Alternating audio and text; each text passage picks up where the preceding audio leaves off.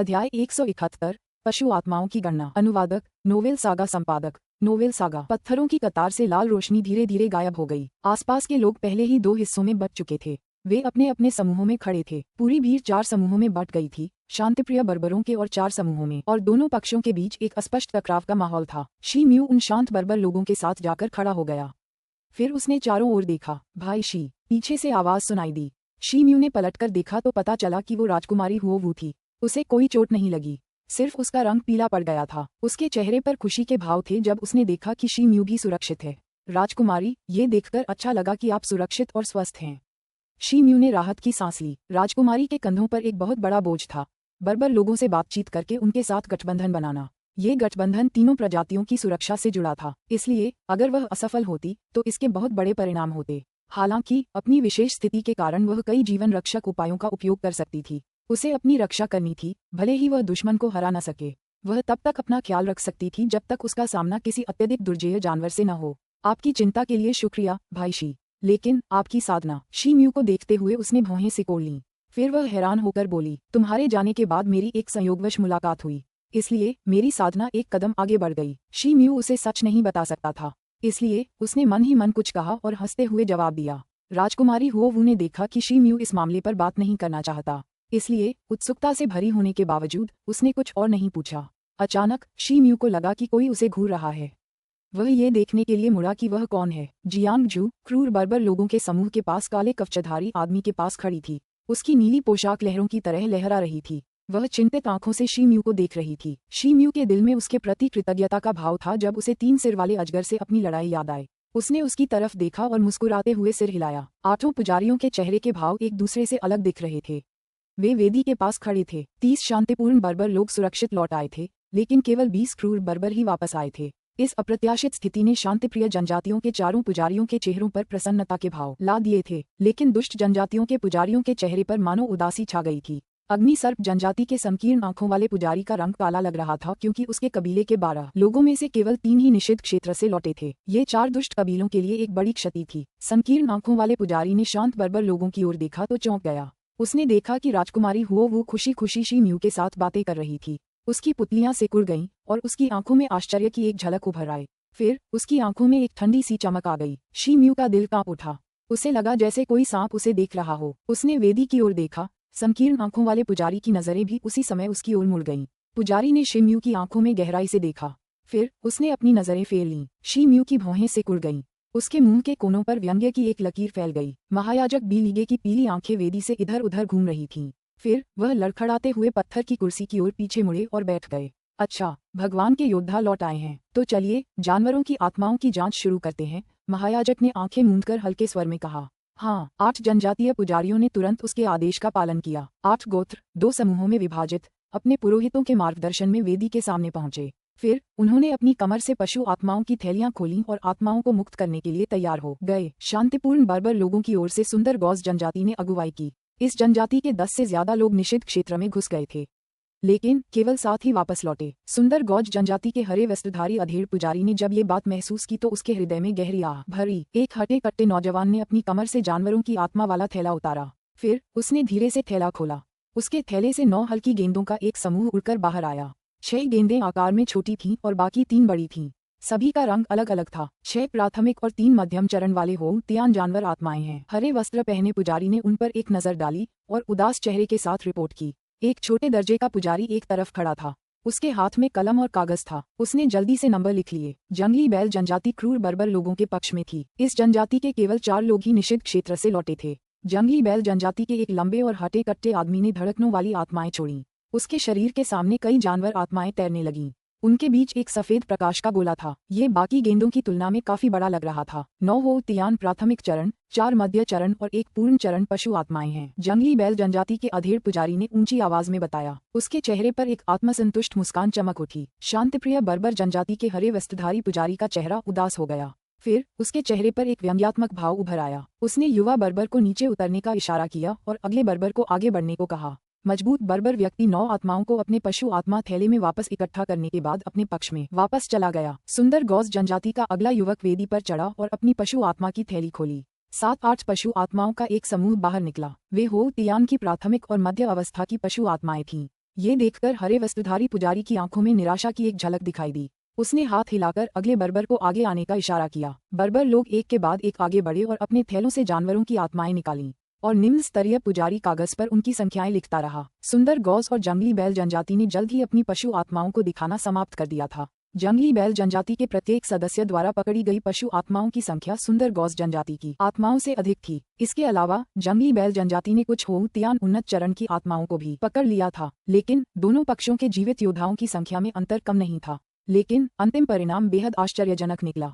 दोनों पक्षों की पशु आत्माओं की संख्या लगभग समान रही। हालांकि महायाजक ने पशु आत्माओं के लिए पहले से ही एक मूल्यांकन प्रणाली निर्धारित कर रखी थी और जंगली बैल जनजाति केवल 3 साधारण आत्माओं के अंतर से जीत गई। सुंदर गौज जनजाति के पुजारी को राहत मिली, लेकिन जंगली बैल जनजाति का अधेड़ पुजारी अभी भी अनिच्छुक लग रहा था। उसकी तांबे की घंटियों जैसी आंखें चमक रही थीं। उसने अनिच्छा से एक ठंडी घुराघुराहट निकाली। फिर वह अपने कबीले के 4 लोगों को आगे बढ़ाते हुए एक तरफ हट गया।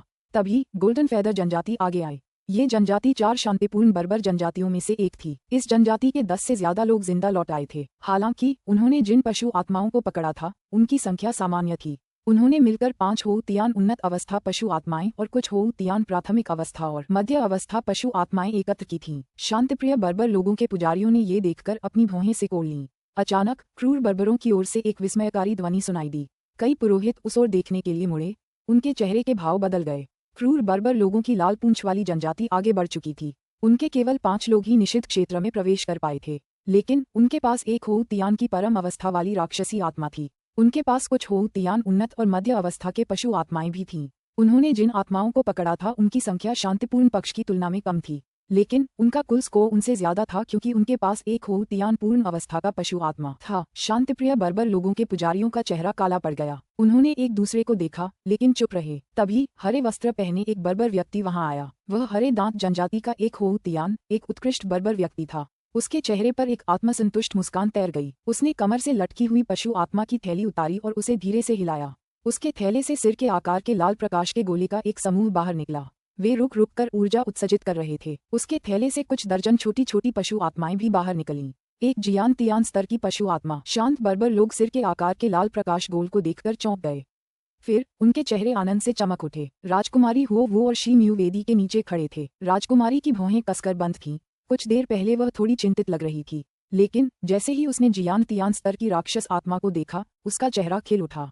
शी म्यू की आंखों में एक अकल्पनीय भाव उभर आया, लेकिन फिर उसे थोड़ी राहत महसूस हुई। जियान तियान स्तर के खतरनाक जानवरों से निपटना बहुत मुश्किल था, लेकिन अपनी ताकत और उचित रणनीतिक तालमेल से उन्हें मारना संभव था। जियान तियान की पशु आत्मा एक तीव्र लाल प्रकाश और ऊर्जा में भारी उतार चढ़ाव के साथ निकल रही थी, लेकिन यह अभी भी शी म्यू के 3 सिर वाले अजगर की आत्मा से कमतर लग रही थी। यह जियान तियान की प्राथमिक अवस्था वाली पशु आत्मा लग रही थी। ये देखकर क्रूर बर्बर लोगों का चेहरा उदास हो गया। हरे वस्त्रधारी बर्बर के पास एक जियान तियान स्तर, 2 होतियान पूर्ण चरण, 5 उन्नत चरण और 7 या 8 मध्यम और प्राथमिक चरण जानवर आत्माएं थीं। इस बर्बर ने शांतिपूर्ण पक्ष को दुष्ट पक्ष से ऊपर कर दिया था। पुजारी यान या वेदी पर खड़े थे। अब तक उनके चेहरे पर कान से कान तक मुस्कुराहट आ गई थी। बाकी 3 पुजारी यान या जितने खुश नहीं थे, लेकिन उनकी सिकुड़ी हुई भौहें खुल गईं और उनकी खुशी जाहिर हो गई। कई होतियान योद्धाओं ने स्थिरता की कोशिश में बहादुर योद्धाओं के द्वार में प्रवेश किया था, लेकिन बहुत कम लोगों में जियान तियान स्तर की राक्षस आत्मा का शिकार करने का साहस था। इसके अलावा समय सीमा के कारण अवसर कम थे। उनके पास केवल 10 दिन का समय था। ये स्पष्ट था कि यदि कोई अप्रत्याशित घटना नहीं घटी तो विजय शांतिपूर्ण बर्बर लोगों के हाथों में आ जाएगी, लेकिन शांत बर्बर लोगों की खुशी ज्यादा देर तक नहीं टिकी। क्रूर बर्बर लोगों के जंगली शेर कबीले का एक लाल बालों वाला बर्बर आगे बढ़ा। लाल बालों वाले बर्बर के चेहरे पर एक ठंडी मुस्कान थी और वह आगे बढ़ रहा था। उसने हाथ हिलाए और उसके पशु आत्मा के थैले से एक रोशनी चमकी। फिर एक नीले रंग का प्रकाश गोलाकार आकाश में उड़ गया। वह एक सिर जितना बड़ा था। वह भी एक जियान तियान प्राथमिक अवस्था का पशु आत्मा था। शांतिपूर्ण बर्बर जनजातियों के पुजारियों के मुस्कुराते चेहरे जम गए। फिर हरे दांत और जंगली शेर जनजाति के बचे हुए लोग आगे आए।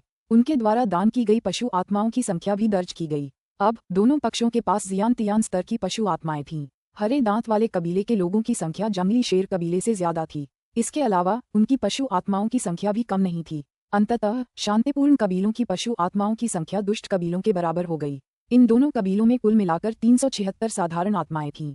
ये संख्या बड़ी लग रही थी, लेकिन ये 4 होतियान उन्नत अवस्था पशु आत्माओं के मूल्य से भी कम थी। इसके अलावा एक होतियान पूर्ण अवस्था पशु आत्मा आसानी से इस संख्या को पार कर सकती थी।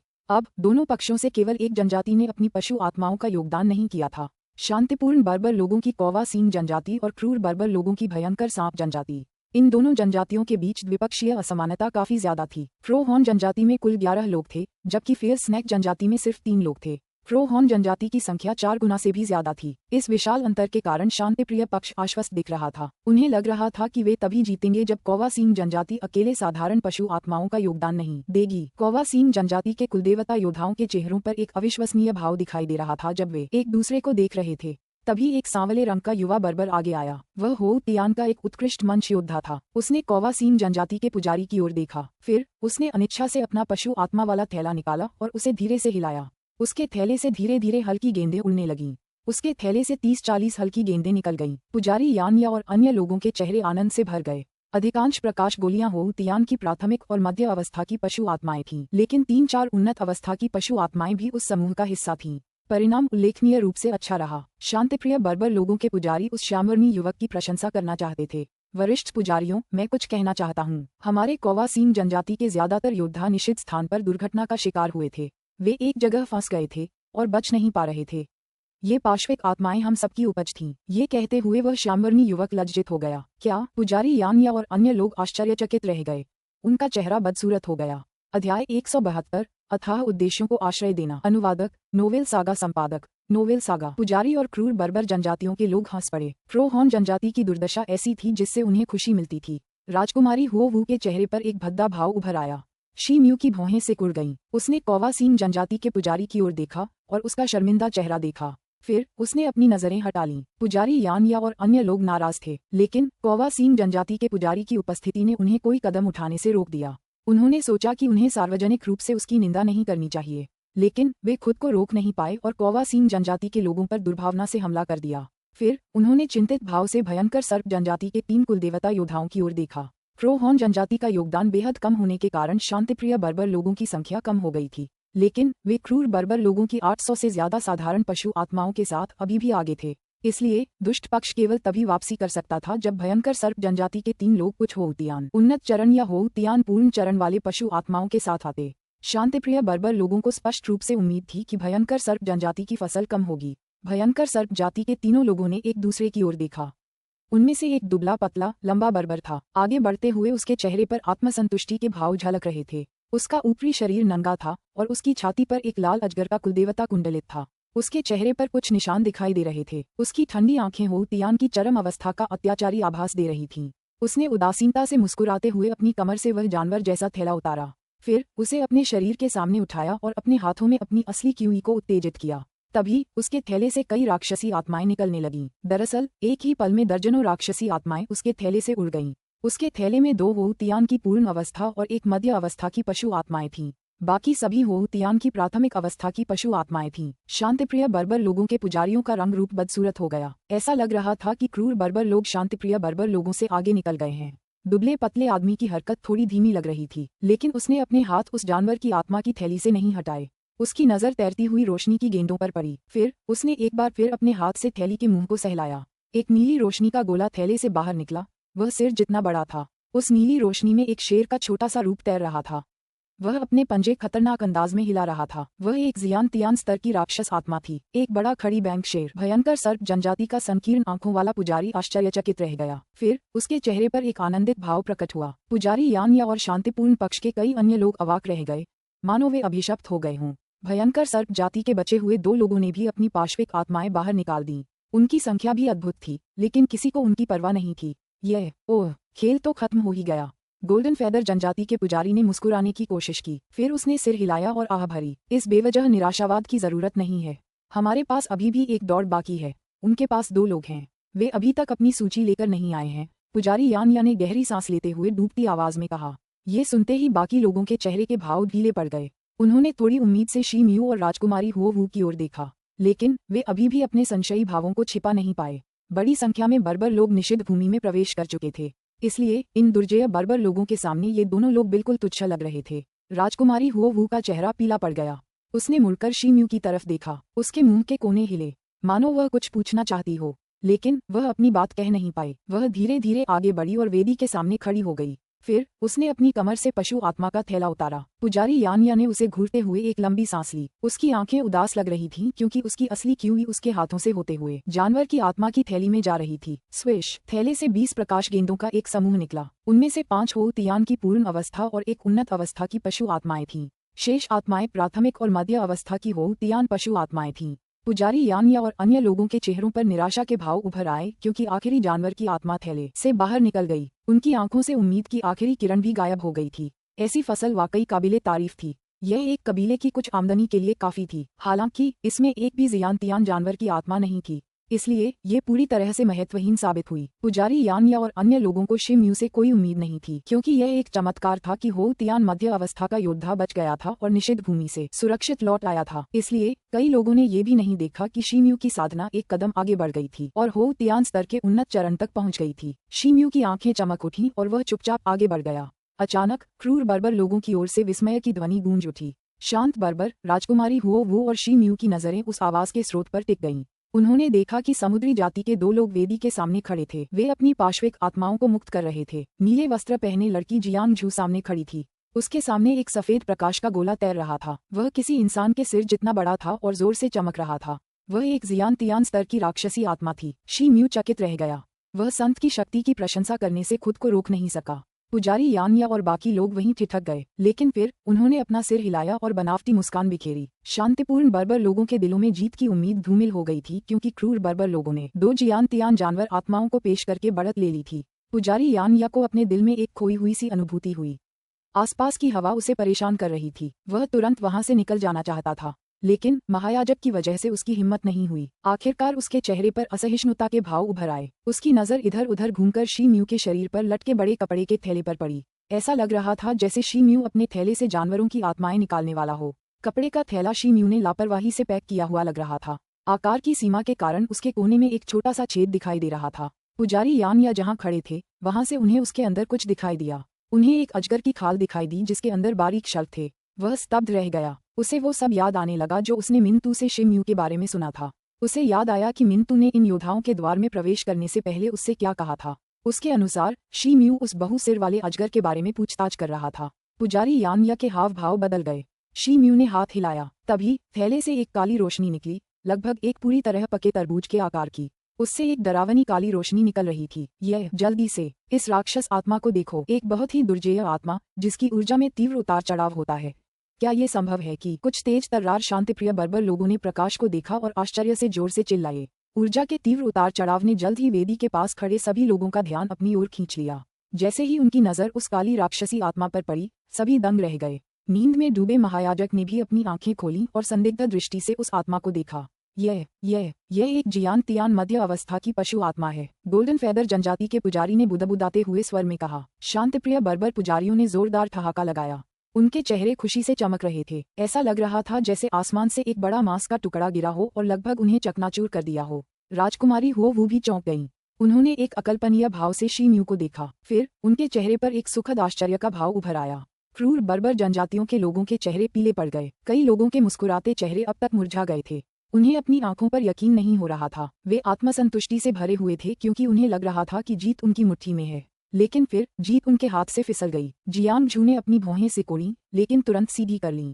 उसकी मनोहर आंखें शिम्यू की ओर देख रही थीं और उसकी आंखों में एक अद्भुत चमक चमक रही थी।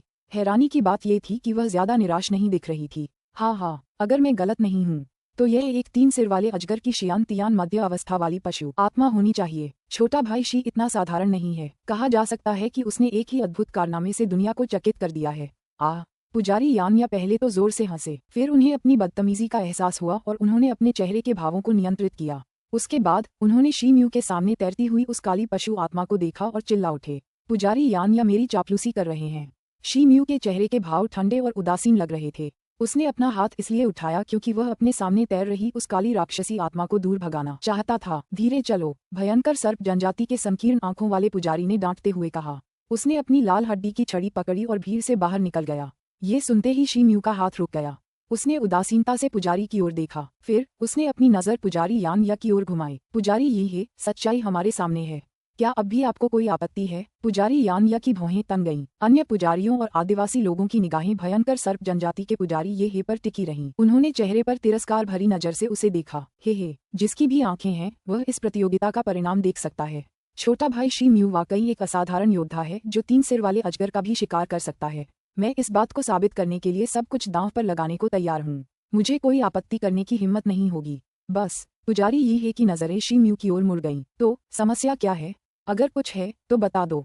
सबको इंतजार मत करवाओ, गोल्डन फेदर जनजाति के पुजारी ने आग्रह किया। बस इतना है कि उसे इस 3 सिर वाले भयंकर अजगर की आत्मा को रखने देना अनुचित है। ये ने ठंडी आवाज में कहा। क्या? पुजारी यान्या चौंक गए। शी म्यू ने पुजारी ये की सिकुड़ी हुई आंखों को देखा, लेकिन राजकुमारी हो वो उनके कुछ कहने से पहले ही आगे बढ़ गईं।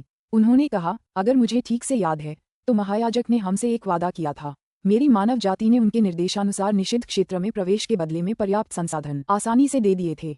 इसलिए निषिद्ध क्षेत्र से हमें जो कुछ भी मिला है वह मेरी जाति का है। राजकुमारी ने महायाजक की ओर हाथ बढ़ाते हुए कहा, ये सच है, लेकिन बहादुर योद्धाओं के द्वार का हमारी जाति में असाधारण रूप से उच्च महत्व है। सच कहूँ तो मनुष्यों को वहां जाने की अनुमति देना असंभव है। हम इन जानवरों पर निर्भर हैं क्योंकि वे हमारी साधना का एकमात्र आधार हैं। जियान तियान जानवर हमारे लिए बहुत अनमोल हैं क्योंकि उनकी संख्या बहुत कम है। इसलिए मुझे आशा है कि महाराज इस गठबंधन के लिए इस पशु आत्मा को हमें सौंप देंगे। इसके लिए हम आपके बहुत आभारी होंगे। तब हम भूल जाएंगे कि आप दोनों हमारे निषिद्ध स्थान में प्रवेश कर चुके हैं। ये ने धीरे से अपनी दृष्टि चारों ओर घुमाई। फिर उसकी नजर अंततः राजकुमारी पर पड़ी। दुष्ट जनजातियों के अन्य 3 पुजारियों ने भी ये का समर्थन करते हुए अपनी आवाज उठाई। शांतिप्रिय जनजातियों के पुजारियों ने भी चिंताग्रस्त भाव प्रकट किया। पुजारी यान्या को छोड़कर कौवासीन जनजाति के पुजारी ने एक कदम आगे बढ़कर सहमति में हल्का सा सिर हिलाया। शी म्यू की अभिव्यक्ति अपरिवर्तित रही, लेकिन वह अपने दिल में क्रोधित था। यह पुजारी यान्या ने शी म्यू की ओर देखा, फिर उसने चारों ओर देखा और आसपास के लोगों के हाव भाव में आए बदलाव पर गौर किया। इससे उसे अजीब सा महसूस हुआ। क्या ऐसा हो सकता है कि महामहिम गठबंधन के मामले का इस्तेमाल करके हमें मजबूर करना चाहते हैं?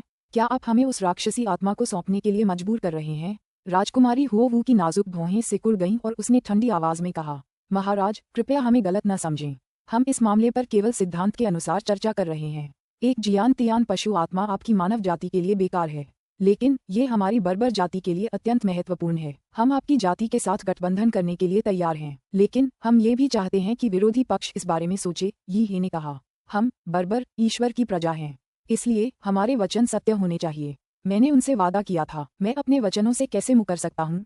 महायाजक बी लीगे की आवाज वेदी से गूंजी। हाँ, आसपास के बर्बर लोग चौंक गए, लेकिन फिर भी उन्होंने सहमति में आवाज उठाई। महायाजक ये है कि स्पष्ट भाव धुंधले पड़ गए। उसने अपना मुंह खोला, मानो वह कुछ कहना चाहता हो, लेकिन महायाजक कुछ कह पाता उससे पहले ही कांपते हुए उठ खड़ा हुआ। उसने दोनों निचले दर्जे के पुजारियों से पूछा, अच्छा, क्या तुमने पशु आत्माओं की गणना पूरी कर ली है? अध्याय 173 बातचीत। अनुवादक नोवेल सागा संपादक नोवेल सागा। शांत और क्रूर बर्बर लोग चुप हो गए। शी म्यू ने पशु आत्मा की थैली दबाई और विशिष्टतापूर्वक 3 सिर वाले अजगर की आत्मा ग्रहण कर ली। महायाजक को रिपोर्ट कर रहा हूँ। पूरी सूची का हिसाब लगा लिया गया है। दोनों निम्न श्रेणी के पुजारी बी लीगे की ओर मुड़े। फिर उन्होंने महायाजक का अभिवादन किया और आदरपूर्वक उत्तर दिया। इसके बाद उन्होंने अपनी अपनी गणना से पशु आत्माओं की संख्या बताई। तथ्य ये था कि विस्तृत गणना की आवश्यकता नहीं थी क्योंकि परिणाम सभी के लिए स्पष्ट था। एक शियान तियान मध्य अवस्था की पशु आत्मा 10 शियान तियान प्राथमिक अवस्था की पशु आत्माओं के बराबर थी। इसलिए शांतिपूर्ण पक्ष ने शी म्यू की 3 सिर वाली अजगर की आत्मा के माध्यम से एक ही झटके में पासा पलट दिया था। वास्तव में वे क्रूर बर्बर लोगों से कहीं आगे निकल गए थे। मैं घोषणा करता हूँ कि शांतिप्रिय बर्बर लोगों के 4 समूहों ने ये प्रतियोगिता जीत ली है। बी लीगे की पीली आंखें भीड़ से हटकर शी म्यू पर पड़ीं। उसकी पुतलियां थोड़ी सिकुड़ गईं। फिर उसने नजर घुमाई और परिणाम घोषित कर दिया। पुजारी यान्या और अन्य लोगों को आखिरकार राहत मिली। महायाजक द्वारा परिणाम घोषित किए जाने के बाद प्रतियोगिता का निपटारा हो चुका था। क्रूर बर्बर लोगों के चेहरों पर अनिच्छा का भाव था, लेकिन उन्होंने महायाजक के वचनों का उल्लंघन करने की हिम्मत नहीं की। संत जियांग जू बर्बर गठबंधन प्रतियोगिता के परिणामों पर निर्भर था, हमारे पिछले समझौते के अनुसार। इसलिए मुझे डर है कि मुझे महामहिम का प्रस्ताव ठुकराना पड़ेगा। बी लीज ने जियांग जू की ओर देखा और कहा, महायाजक, हमने पहले ही इस निर्णय को स्वीकार कर लिया था, इसलिए हम दांव लगाने और परिणाम स्वीकार करने को तैयार थे। मुझे लगता है कि प्रभु ने मानव जाति के साथ गठबंधन करने का निर्णय ले लिया है। उस स्थिति में आज से हम शत्रु हैं, फिर हमारा यहाँ और रहना अनुचित होगा। इसलिए अब अलविदा कहने का समय आ गया है। जियांग जू ने एक फीकी मुस्कान के साथ ठंडे स्वर में उत्तर दिया। फिर वह जाने के लिए मुड़ी। बी लीज ने सिर हिलाया, लेकिन उसे रोकने की कोशिश नहीं की। जियांग जू ने एक कदम आगे बढ़ाया, लेकिन तभी उसके कदम धीमे पड़ गए और वह रुक गई। फिर वह मुड़ी और शी म्यू की ओर चलने लगी। काले बख्तरबंद आदमी उसके बगल में चल रहा था। ये देखकर वह चौंक गया। उसके चेहरे पर हैरानी की एक लकीर खींच गई। आसपास के बर्बर लोग भी ये देखकर हैरान रह गए। राजकुमारी हुओ वू की नाजुक भौहें तन गईं। उसने शी म्यू की तरफ देखा, लेकिन मुंह से कुछ नहीं निकला। शी म्यू ने जियांग झू के लहराते नीले परिधान को देखा। उसके कदम धीमे थे और वह शांत दिख रही थी। जियांग झू उसके पास आकर खड़ी हो गई। तभी उसकी खूबसूरत नम आंखें शी म्यू के चेहरे पर पड़ीं। क्या मैं जान सकता हूँ कि संत शियांग झू मुझसे क्या बात करना चाहती हैं? शी म्यू को लगा कि राजकुमारी हुओ वू उसे घूर रही हैं। फिर उसने शियांग झू की तरफ देखते हुए धीरे से पूछा, युवा मास्टर शी, आपको उस समय अपनी जान जोखिम में डालने और मुझे जाल से छुड़ाने की जरूरत नहीं थी। फिर आपने मुझे उस निषिद्ध क्षेत्र में फिर से बचाया। मैंने, जियांग झू, आपको अपनी स्मृति में अंकित कर लिया है। जियांग झू ने उसकी ओर देखा। उसकी आंखों में एक धुंधली सी चमक आ गई और उसने धीमी आवाज में कहा। जब शी म्यू ने उसके चेहरे के भाव देखे तो उसका दिल नर्म पड़ गया और उसके चेहरे के भाव कोमल हो गए। ये बस एक संयोग था। तुम्हें इस पर ज्यादा ध्यान देने की जरूरत नहीं है। शी म्यू ने आह भरी। समुद्री जाति के लोगों, हमें जो भी उपकार मिलता है उसका बदला हमें चुकाना पड़ता है। जियांग झू ने अपना सिर हिलाया और कहा। शी म्यू दंग रह गया। अचानक उसके शरीर पर एक नीली रोशनी चमकी। फिर क्लैम मोती उसकी जेब से निकलकर जियांग झू के हाथ में आ गिरा। उसने अपनी पतली उंगली काटी और अपने नीले खून की एक बूंद मोती पर उड़ेल दी। उसका खून मोती की सतह को छूकर उसमें समा गया। उसके बाद वह कुछ बुदबुदाने लगी। उसकी आंखों के सामने कई नीले ताबीज उभर आए। वे चमके और मोती में डूब गए। तभी क्लैम मोती के अंदर एक व्यक्ति की अत्यंत छोटी नीली छाया उभरी। शी म्यू की आंखों में एक सुनहरी चमक उठी। उसकी पुतलियां फूल गईं और सिकुड़ गईं। क्लैम मोती के अंदर उस व्यक्ति की परछाई उसकी आंखों में साफ दिखाई दे रही थी। वह पात्र जियांग झू का छोटा रूप था। जियांग झू ने हल्की सी मुस्कान बिखेरी और क्लैम मोती उसे सौंप दिया। ये चीज मेरी यादगार है। हमारी नस्लों के असंख्य लोग एक दूसरे के खिलाफ युद्ध करते हैं। अगर कभी हमारे लोगों से टकरा जाओ तो बस उन्हें ये क्लैम मोती दिखा देना। ऐसा करने से तुम्हें कोई नुकसान नहीं पहुंचाएगा। जियांग झू के सुगंधित होंठ हल्के से हिले। तभी शी म्यू के कानों में एक धीमी आवाज सुनाई दी। इससे शी म्यू के दिल में एक हल्की सी ठंडक महसूस हुई। जियांग झू के बोलते ही उसके चेहरे पर एक अजीब सा भाव उभर आया। लेकिन युवा गुरुशी, आप समुद्री जाति के खिलाफ लड़ाई में भाग लेने की कोशिश नहीं करते। मैं किसी दिन युद्ध के मैदान में आपसे मिलना नहीं चाहता। जियांग झू हवा में तैरते हुए पलटी। फिर वह दूर किसी जगह की ओर तैर गई। काले बख्तरबंद आदमी ने ये देखकर जल्दी से अपनी मछली जैसी पूंछ हिलाई। फिर वह उसके पीछे चलने लगा। समुद्री जाति के अनुरक्षक पर्वत घाटी के पास उनका इंतजार कर रहे थे। उन्होंने जियांग झू का स्वागत किया और उसकी सुरक्षा सुनिश्चित करने के लिए उसके चारों ओर एक घेरा बना लिया। फिर समूह दूर एक स्थान की ओर बढ़ने लगा। शी म्यू ने अपने हाथ में क्लैम मोती को देखा और बिना किसी कारण के निराशा का अनुभव किया। दोनों शांतिपूर्ण और क्रूर बर्बर लोग शी म्यू को अत्यंत जिज्ञासा और आश्चर्य से देख रहे थे। शी म्यू राजकुमारी हुओ वू का अंगरक्षक था। वह एक साधारण इंसान था, लेकिन वह निषिद्ध क्षेत्र में एक मध्यम स्तरीय शियान तियान जानवर का शिकार कर सकता था। इसके अलावा उसका समुद्री जाति की संतनी से संबंध था, जो स्पष्ट रूप से मानव जाति की दुश्मन थी। इसलिए ये स्पष्ट था कि उसकी पृष्ठभूमि उथली नहीं थी। शी म्यू ने अचानक सबको एक नई नजर से देखने के लिए छोड़ दिया था। राजकुमारी हुओ वू की आंखों में एक अजीब सी रोशनी चमक उठी जब उसने उसकी ओर देखा। वह उस आदमी के साथ उस जगह तक पहुंचने के लिए एक लंबा सफर तय कर चुकी थी। उसकी ताकत ने उसे हमेशा आकर्षित किया था, चाहे वह किसी भी स्तर का क्यों न हो। उसका रहस्यमयी स्वभाव उसे हमेशा एक तरह का एहसास दिलाता था कि वह उसे समझ नहीं पा रही है। शी म्यू को लगा कि आसपास के लोगों की नजरें उस पर टिकी हैं, लेकिन उसका इरादा उनकी नजरों का जवाब देने का नहीं था। उसने क्लैम मोती स्वीकार कर लिया। फिर उसने हल्की सी मुस्कान के साथ राजकुमारी हुओ वू की ओर रुख किया। उसके बाद वह धीरे से चलकर उसके पीछे खड़ा हो गया। राजकुमारी हुओ वू, कृपया पवित्र हिम महल में चली जाएं। इस गठबंधन से जुड़ी कुछ खास बातें हैं जिन पर अभी चर्चा होनी बाकी है। महायाजक बी लीगे की बूढ़ी आवाज गूंजी और आसपास के लोगों की नजरें खींच लीं। राजकुमारी हुओ वू मन ही मन बहुत खुश थी, लेकिन उसके चेहरे पर एक गंभीर भाव था जब उसने बी लीगे को सिर हिलाकर इशारा किया। सभी 8 बर्बर जनजातियों के लोग अपने अपने पुजारियों से निर्देश प्राप्त करने के बाद तितर-बितर हो गए। महायाजक बी लीगे, राजकुमारी हुओ वू और शेष 8 पुजारी शीघ्र ही पवित्र हिम महल पहुंच गए। इसके बाद दोनों पक्षों ने गठबंधन की शर्तें तय की। 3 दिनों तक गठबंधन के हर पहलू पर बहस हुई, चाहे वह संसाधनों का मुआवजा हो या कोई और बात। फिर वे एक आम सहमति पर पहुंचे। शी म्यू इस पूरे समय राजकुमारी हुओ वू का पीछा करता रहा था। वह उसके साथ फंसा रहा, इसलिए उसने उसकी चालबाजियों, बातचीत के तरीके और अन्य कौशलों के बारे में बहुत कुछ सीखा। शांतिप्रिय बर्बर लोग शांति की वकालत कर रहे थे, इसलिए उन्होंने जो शर्तें रखीं वे ज्यादा कठोर नहीं थीं। लेकिन क्रूर बर्बर लोगों के पुजारी आसानी से समझौता नहीं कर सकते थे, खासकर भयंकर सर्प जनजाति के पुजारी। ये वह सबसे चालाक और निर्दयी था, हालांकि उसके शब्द जंगली बैल जनजाति और जंगली शेर जनजाति के पुजारियों जितने भयंकर नहीं थे। राजकुमारी हुओवू ही एकमात्र व्यक्ति थी जिन्हें क्रूर बर्बर लोगों के पुजारियों से निपटने की जिम्मेदारी उठानी पड़ी थी, लेकिन उन्होंने बिना किसी डर के क्रूर बर्बर लोगों के आक्रामक रवैये का सामना किया। उनके तीखे शब्दों ने विरोधी पक्ष को इतना स्तब्ध कर दिया कि वे अवाक रह गए और जवाब देने में असमर्थ हो गए। हालांकि शी म्यू को बी लिगे के व्यवहार पर सबसे ज्यादा हैरानी हुई। वह बर्बर लोगों का नेता था, वह एक बहुत ही प्रतिष्ठित व्यक्ति था, तथाकथित महान बुजुर्ग। शी म्यू ने उसे हमेशा मुख्य आसन पर बैठे देखा था, लेकिन ज्यादातर समय उसके चेहरे पर एक धुंधलापन रहता था, मानो वह कोई बाहरी व्यक्ति हो जिसे द्विपक्षीय विवाद में भाग लेने की कोई जरूरत ही न हो।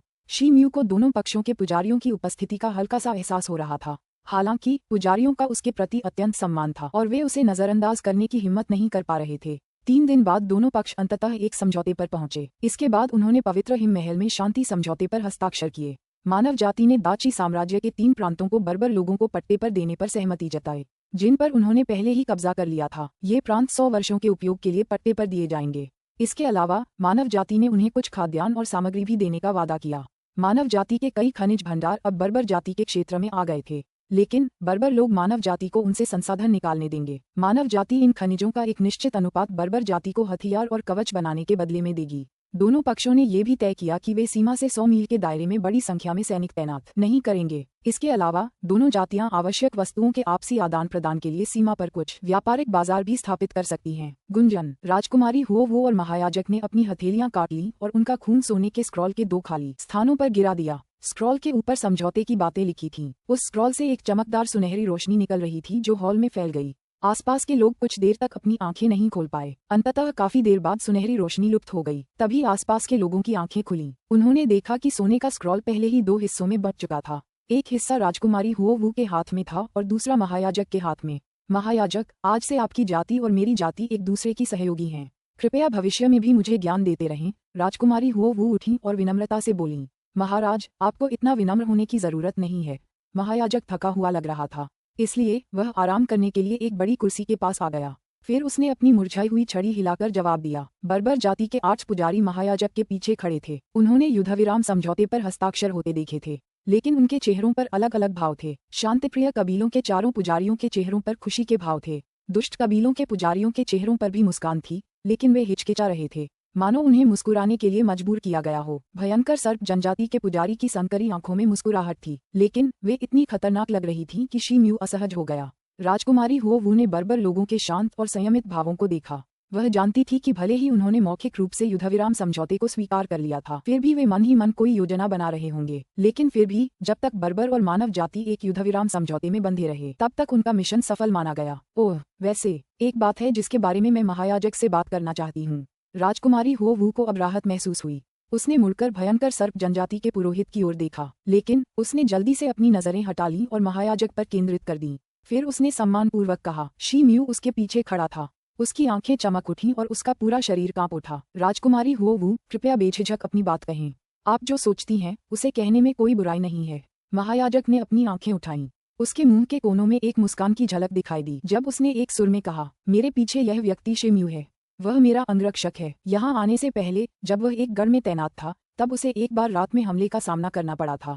उस समय उसे गलती से भयंकर सर्प जनजाति का एक कुलदेवता श्राप लग गया था। राजकुमारी हुओवू ने बोलते हुए शी म्यू की ओर इशारा किया।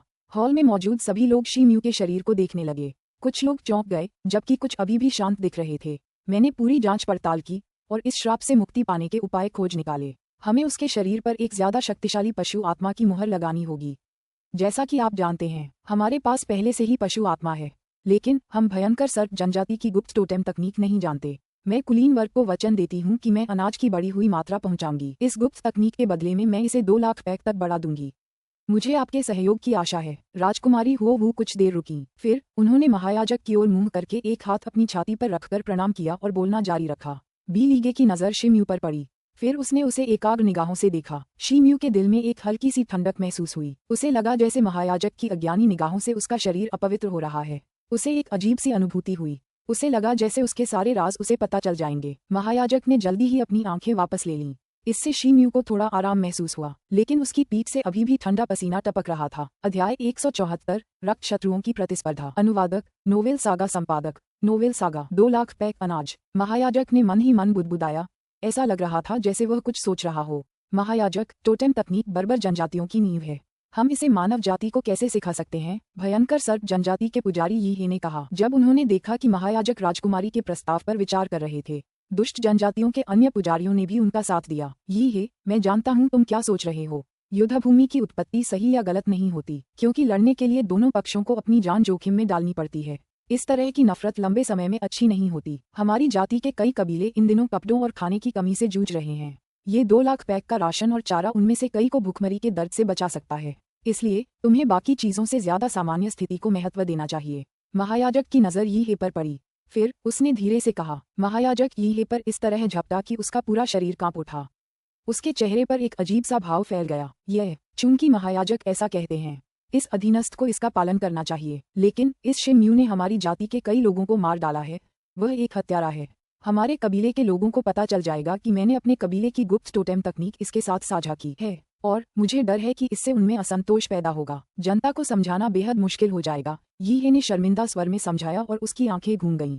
पुजारी यी हे की बातें उचित हैं, लेकिन मैं आपकी राय जानना चाहता हूँ। क्या हम दोनों पक्षों को संतुष्ट कर सकते हैं? महायाजक ने क्षणिक हिचकिचाहट के बाद कहा। छोटा भाई शिम्यू मेरी जाति की गुप्त टोटेम तकनीक जानना चाहता है।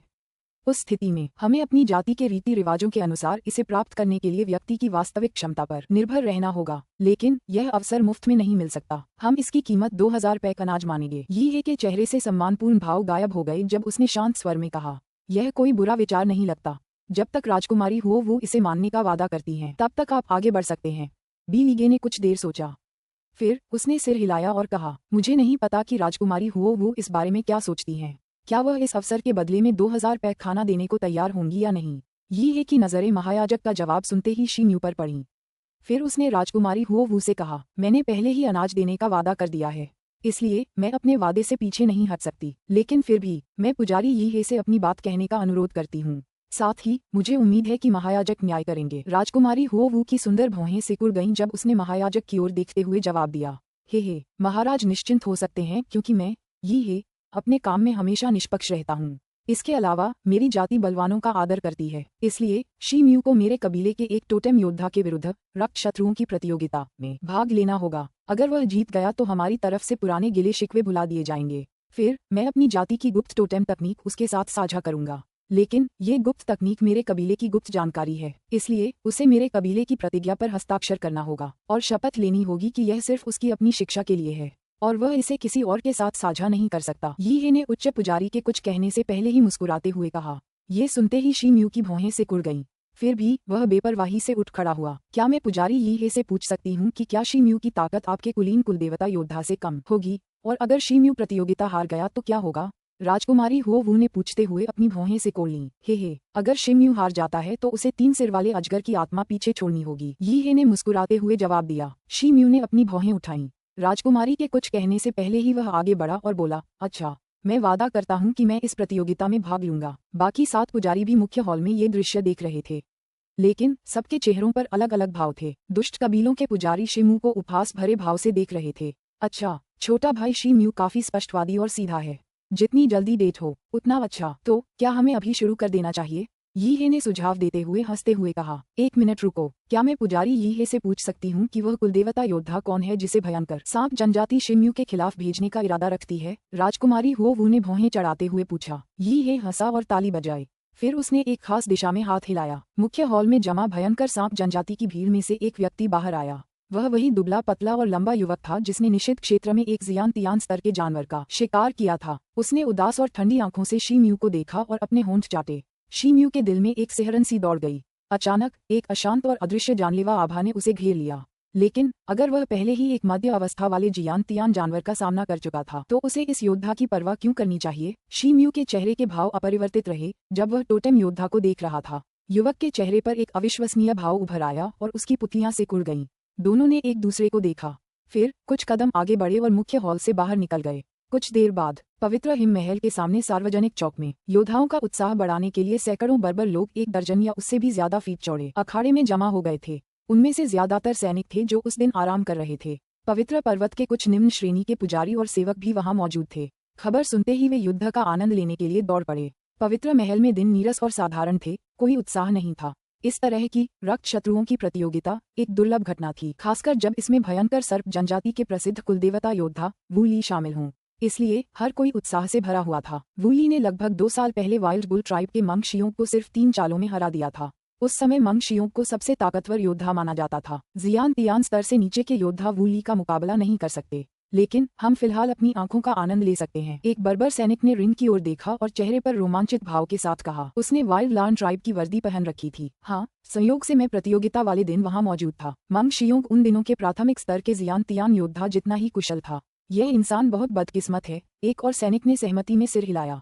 बिल्कुल, निषिद्ध क्षेत्र के एक कई दशकों पुराने और दुर्लभ सांप की आत्मा वूली के शरीर में बंद है। उस आत्मा ने उसके शरीर में बंद होने के तुरंत बाद उसे होउ तियान के पूर्ण अवस्था को तोड़ने में मदद की। तब से एक भी प्राथमिक चरण का जियान तियान योद्धा उसे चोट नहीं पहुंचा पाया। भयंकर सांप जनजाति के एक वर्दीधारी बर्बर सैनिक ने आत्मसंतुष्टि के भाव से कहा। इन तीनों की बातों ने आसपास के लोगों को उत्तेजित कर दिया और उन्हें भी उनके साथ मिलकर बोलने पर मजबूर कर दिया, खासकर चोंग वू नाम के एक क्रूर बर्बर व्यक्ति को। यह व्यक्ति वूली को एक महान और प्रख्यात नायक मानकर उसकी पूजा करता था।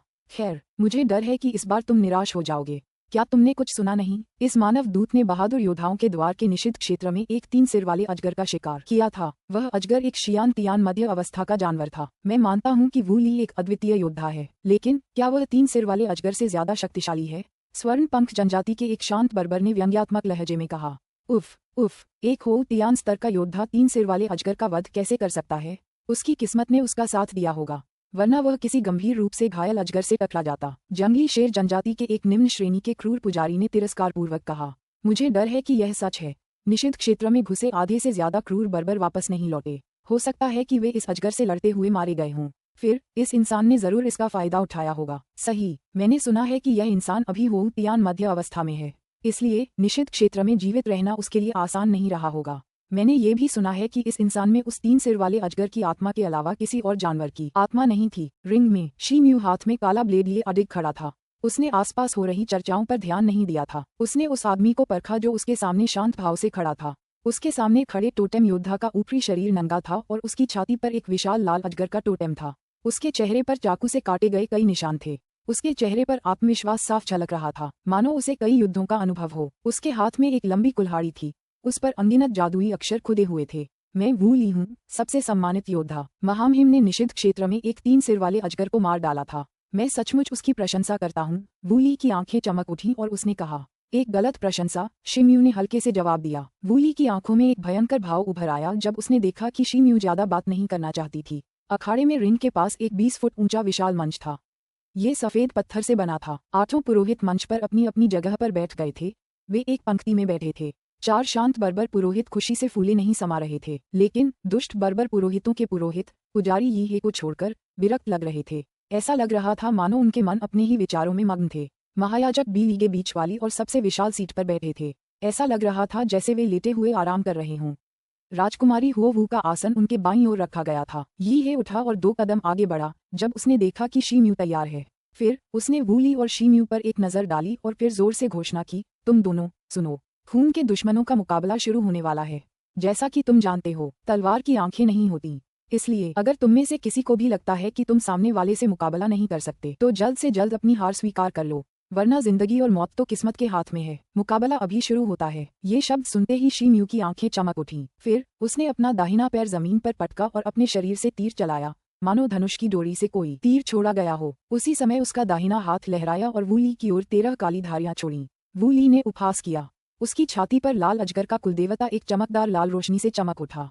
अगले ही पल उसके शरीर पर अंडे के आकार के कई लाल शल्क उभर आए। उन पर एक धुंधले प्रभामंडल की एक हल्की परत चमकती हुई दिखाई दे रही थी। उसके छुरे पर उकेरे गए जादुई अक्षरों से नीली रोशनी निकल रही थी। फिर वे छटपटाने लगे। नीली रोशनी का एक बड़ा गोला जल्द ही छुरे को ढकने लगा। इसके बाद वूली शिम्यू की ओर दौड़ा। उसने उसी समय अपनी कुल्हाड़ी उठाई। एक नीली परछाई भागी और शिम्यू की तलवार जैसी परछाइयों से टकराई, मानो कोई नीला बवंडर हो। वूली की आंखों में एक अजीब सी चमक आ गई जब उसने देखा कि दोनों परछाइयां टकराने वाली हैं। अचानक उसने अपनी कुल्हाड़ी की दिशा बदली और नीली रोशनी शिम्यू की ओर घुमाकर उसे काट डाला। इस दौरान उसने अपने बचाव की कोशिशों को नजरअंदाज कर दिया था। उसकी कुल्हाड़ी की नीली रोशनी अविश्वसनीय गति से शिम्यू की ओर बढ़ी। यह एक बिजली की तरह लग रही थी। इसने शिम्यू को हमले से बचने की कोई गुंजाइश नहीं दी। राजकुमारी हुओ वू के हाव भाव बदल गए। वह नहीं चाहती थी कि किसी भी पक्ष को कोई नुकसान हो, लेकिन अब उसे वूली की गति की चिंता थी। शी म्यू की गति की तुलना उसकी गति से नहीं की जा सकती थी। ये देखकर यी हे की आंखों में खुशी की एक झलक दिखाई दी। वू ली के शरीर में मौजूद शक्तिशाली राक्षसी आत्मा से निपटना बेहद मुश्किल था। इसके अलावा यी हे जानता था कि शी म्यू में जियान तियान के स्तर की ताकत नहीं थी, इसलिए उसके लिए वू ली की सुरक्षा को तोड़ना नामुमकिन था। कई अन्य क्रूर बर्बर लोगों के चेहरों पर खुशी की झलक दिख रही थी। शांतिप्रिय बर्बर लोगों के पुजारियों, जिनमें यान या भी शामिल था, के भाव अपरिवर्तित रहे। उनके चेहरों पर वही मुस्कान बनी रही। दोनों जातियों के बीच युद्धविराम समझौते पर पहले ही हस्ताक्षर हो चुके थे, इसलिए उन्हें किसी भी जाति के एक साधारण अंगरक्षक के जीवन या मृत्यु की परवाह नहीं थी। वास्तव में उन्हें किसी मानव राजदूत के खून की भी परवाह नहीं थी। दरअसल शी म्यू की हार शांतिपूर्ण और क्रूर बर्बर लोगों के बीच की नफरत को थोड़ा कम कर सकती थी, इसलिए उन्हें ऐसा होते देखकर खुशी होगी। कई क्रूर बर्बर लोग घेरे के चारों ओर खड़े थे। उनकी आंखें उत्साह से चमक रही थीं। उन्हें याद आया कि मांग शियोंग एक हो तियान का परम अवस्था योद्धा था, लेकिन वह वू ली की उसी दोनों में से कोई नहीं जीतता वाली युद्ध पद्धति में फंस गया था।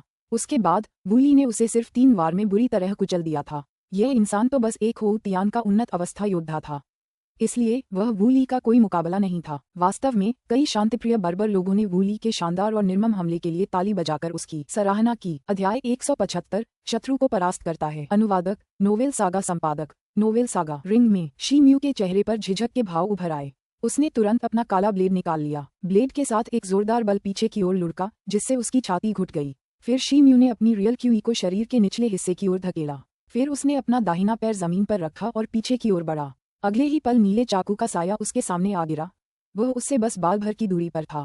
चाकू की ठंडी और जानलेवा आभा ने शी म्यू के शरीर को कांपने पर मजबूर कर दिया। हालांकि वह हमले से बचने में कामयाब रहा था। हालांकि वू ली एक पल के लिए भी नहीं रुका। उसने फिर से अपना हाथ हिलाया, किसी राक्षस की तरह। फिर उसके हाथ में मौजूद कुल्हाड़ी नीले चाकू की परछाइयों के एक समूह में बदल गई। उसकी सतह पर एक धुंधली सी बिजली की चाप दिखाई दे रही थी। वह शी म्यू की गर्दन काटने के लिए उसके पास पहुंची। शी म्यू का चेहरा उतर गया। उसके हाथ में पकड़ा काला चाकू भड़क उठा और एक विशाल धधकती हुई तलवार की परछाई में बदल गया। फिर उसने हाथ हिलाया। विशाल लाल ब्लेड की परछाई चाकू से टकराने के लिए आगे बढ़ी। धमाका! एक तेज आवाज के साथ एक गोलाकार उत्साहपूर्ण हवा की लहर चारों ओर फैल गई। इसमें एक हल्की सी नीली गड़गड़ाहट भी शामिल थी, जिसकी लहरें चारों दिशाओं में फैल गईं। वू ली का चेहरा बदल गया। यह विशाल शक्ति उसकी कल्पना से कहीं आगे निकल गई थी। दरअसल वह शक्ति उसकी कुल्हाड़ी से होकर उसके दाहिने हाथ में घुस गई। फिर वह तेजी से उसके पूरे शरीर में फैल गई, मानो बाढ़ आ गई हो। उसका दाहिना हाथ सुन्न हो गया। वह अपनी कुल्हाड़ी छोड़ने से खुद को नहीं रोक सका। उसकी कुल्हाड़ी उसके हाथ से उड़ गई। उसे कई कदम पीछे हटने को मजबूर होना पड़ा। फिर उसने बड़ी मुश्किल से अपने शरीर के भीतर के विशाल बल को बेअसर करने की कोशिश की। उसे ऐसा लगा जैसे उसके अंदरूनी अंग किसी भारी और असहज एहसास से गुजर रहे हों। इससे वह चौंक गया। शी म्यू की आंखों में एक ठंडी सी चमक दौड़ गई। उसने जमीन पर पैर पटके और चीते की तरह उछल पड़ा। फिर पलक झपकते ही वह वू ली के सामने आ गया। वू ली अभी अपनी स्तब्ध अवस्था से उबर भी नहीं पाया था कि शी म्यू का काला ब्लेड चमक उठा और 13 लाल ब्लेड लाइटें निकलीं। वे वू ली की ओर दौड़ीं ताकि उसका पेट काट सकें। तभी कुछ अजीब घटना घटी। काला ब्लेड वू ली के पेट पर मौजूद शल्कों को छूने ही वाला था कि उसके शरीर की सतह पर बना धुंधला प्रभामंडल गतिमान हो गया। तभी एक अजीब सी शक्ति ने ब्लेड की रोशनी को रोक दिया। शी म्यू को प्रतिक्रिया करने का पर्याप्त समय नहीं मिला। उसे लगा जैसे उसके ब्लेड की धार अपने लक्ष्य से फिसलकर नीचे गिर गई हो। उसे दुश्मन के शल्कों पर लगना था, लेकिन वह हवा में उड़ने से पहले सिर्फ उसके शल्कों की सतह को ही रगड़ सका। एक अत्याचारी शक्ति उसके ब्लेड से होकर गुजरी। इससे उसका शरीर कांप उठा। शी म्यू एक पल के लिए चौंक गया। उसे लगा जैसे उसका ब्लेड किसी फिसलन भरी चीज से टकराया हो। इससे उसके दुश्मन को कोई नुकसान नहीं हो सकता था। इस बीच वू ली ने मौके का फायदा उठाया और हमले को चकमा दे दिया। वह अपनी आड़ में तेजी से खिसक गया और शी म्यू के हमले की सीमा से दूर चला गया। उसके बाद उसने अपनी कमर से एक गहरे हरे रंग का मूठ निकाला। उस चीज से तीखी मछली जैसी गंध आ रही थी। वह एक छोटा लेकिन तेज चाकू था। शी म्यू की हरकत रुक गई। वू ली की राक्षसी गति देखकर उसकी भौहें तन गईं। पुजारी यी हे की आंखों में आश्चर्य की झलक दिखाई दी, लेकिन फिर उसकी जगह एक उपहासपूर्ण भाव ने ले ली। उसने देखा कि शी म्यू हो तियान स्तर के उन्नत चरण तक पहुंच गया था। इसके अलावा उसकी पार्श्विक शक्ति विस्मयकारी थी। लेकिन यी हे चिंतित नहीं था। वह जानता था कि शी म्यू अपनी अद्भुत शक्ति पर भरोसा करके भी वू ली के शरीर पर सांप के शल्कों की परत नहीं तोड़ सकता। अचानक उसकी नजर वू ली के हाथों में छोटे हरे चाकू की ओर गई। उसकी आंखों में एक अदृश्य भयंकर भाव झलक उठा। पुजारी यान या राजकुमारी हुओ वू के बगल में बैठे थे। उनकी भौहें सिकुड़ गईं और उन्होंने अपना सिर हिलाया। बाकी आदिवासी पुजारी चुपचाप लड़ाई देख रहे थे। ये सांप निषिद्ध क्षेत्र के सबसे दुर्जेय और खतरनाक हो तियान स्तर के जानवरों में से एक था, इसलिए ये लोग अभी भी वू ली के आत्मविश्वास की बात कर रहे थे। महायाजक ने अपनी पीली आंखें सिकोड़ लीं और अपना सिर एक तरफ झुका लिया। ऐसा लग रहा था मानो वह इस पूरे समय सोता ही रहा हो। राजकुमारी हुओ पहले तो बहुत खुश हुई, लेकिन धीरे धीरे उसकी खुशी गायब हो गई और उसके चेहरे पर एक अजीब सा भाव उभर आया। उसने वूली के शरीर पर धुंधले प्रभामंडल को गरिमापूर्ण भाव से देखा और अपनी सुंदर भौहें सिकोड़ लीं। रिंग के पास रुक रुक कर जयकारे गूंज रहे थे। आसपास के लोग वूली और शी म्यू के बीच मुकाबला बड़े उत्साह से देख रहे थे। उनकी गति इतनी तेज थी कि लोगों को उनकी हरकतें देखने में दिक्कत हो रही थी। हालांकि इससे वे खुशी से झूम उठे। वूली ने ठंडी और उदास आंखों से शी म्यू को देखा। फिर उसके चेहरे पर एक ठंडी मुस्कान आ गई। अगले ही पल उसका लाल अजगर टोटेम चमक उठा। वूली का की आवाज के साथ एक वृत्ताकार आकृति में ऊपर की ओर तैरने लगा। उसके बाद उसका शरीर चमक उठा और 3 धुंधली परछाइयों में बदल गया। हर परछाई के हाथ में एक छोटा हरा चाकू था। फिर परछाइयां शी म्यू की ओर दौड़ीं। शी म्यू की आंखों का भाव एक अस्पष्ट और भ्रमित करने वाली नजर में बदल गया। फिर शी म्यू की आंखों में एक हल्की सुनहरी रोशनी चमक उठी। उसके हाथ में पकड़ा काला ब्लेड एक धधकते ब्लेड में बदल गया। फिर वह तेजी से वूली की दाहिनी ओर से उसके हमले का सामना करने के लिए उसकी ओर बढ़ा। वूली की आंखें खुशी से चमक उठीं। उसने देखा कि वह ब्लेड से टकराने ही वाला था। तभी उसके पैर फिसले और वह शी म्यू के बाईं ओर प्रकट हुआ। वह पल भर में उसके काफी करीब पहुंच गया। उसके बाद उसने अपना ब्लेड शी म्यू के गले की ओर कर दिया। उसकी बाकी बची हुई 2 परछाइयां स्थिर खड़ी रहीं और धीरे धीरे विलीन हो गईं। शी म्यू ने जल्दी से अपनी दाहिनी तलवार की छाया वापस ले ली। उसका शरीर हिल गया और वूली के वार से बच गया। फिर उसका बायां हाथ एक हल्की धातु जैसी चमक वाली चमकदार पारदर्शी मुट्ठी में बदल गया। उसने उसे वूली की ओर जोर से मारा। टकराना। वूली के पेट पर उसकी मुट्ठियों के प्रहार से एक दबी हुई सी आवाज गूंजी, लेकिन उसके तराजू पर धुंधले प्रभामंडल की परत हिलने लगी। अजीब शक्ति एक बार फिर प्रकट हुई। शी म्यू जोर से दहाड़ा। फिर उसका बायां हाथ सूज गया। उसके बाद उसने अपनी पूरी ताकत से वार किया। एक भयानक अत्याचारी शक्ति फूट पड़ी। वह किसी शियान तियान स्तर के योद्धा से कमतर नहीं लग रही थी। वूली के शरीर की सतह पर घूमता हुआ धुंधला प्रभामंडल सघन हो गया। उसके पेट की परतें उसी समय फट गईं। वूली के चेहरे का स्तब्ध भाव अभी गया भी नहीं था कि उसके पेट में तेज दर्द का एक झोंका आया। ऐसा लगा मानो 10,000 पाउंड का भारी हथौड़ा उस पर टूट पड़ा हो। एक खौफनाक चीख निकली, लेकिन वह तुरंत बंद हो गई। वूली का शरीर उल्टा उछला और रिंग के सुरक्षा कवच से टकराया, मानो कोई घिसा पिटा बोरा हो।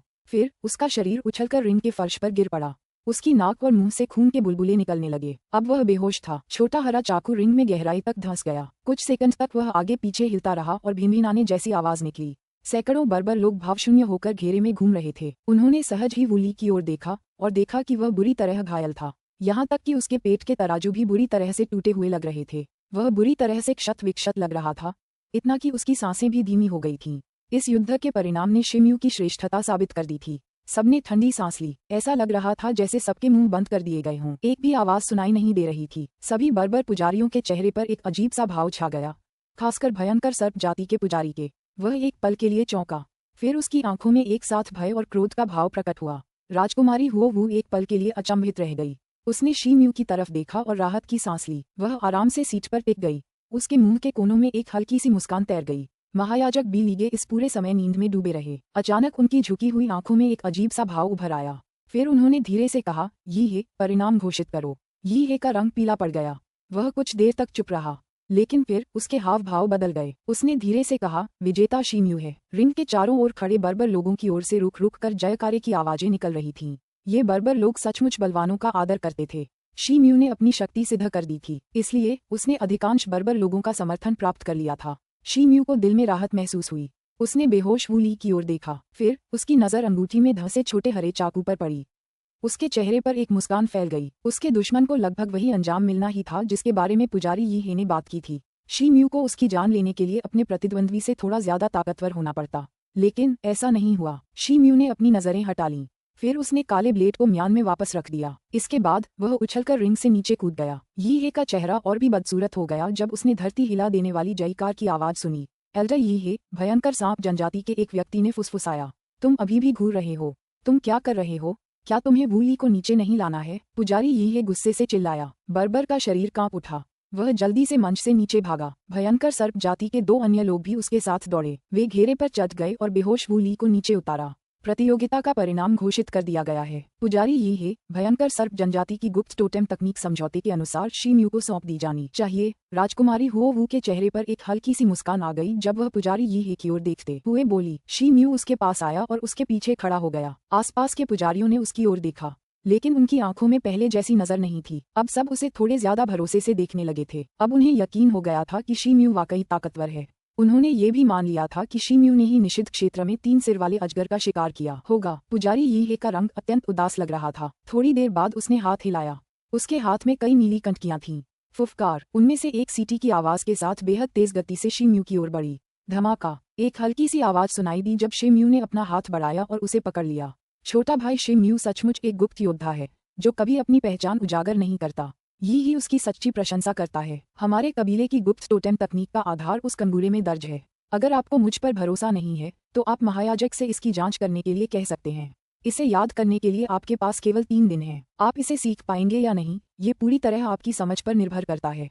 अगर मुझे कभी पता चला कि आपने जानकारी लीक की है और हमारे कबीले के सबसे बड़े रहस्य का उल्लंघन किया है, तो महायाजक आपको नहीं छोड़ेंगे। मुझे उम्मीद है कि आप अपना सर्वश्रेष्ठ प्रदर्शन करेंगे, ही ने महायाजक के सामने विनम्र स्वर में कहा। फिर वह मुड़ा और चला गया। भयंकर सांप कबीले के अन्य सदस्यों की वहां और रुकने की हिम्मत नहीं हुई।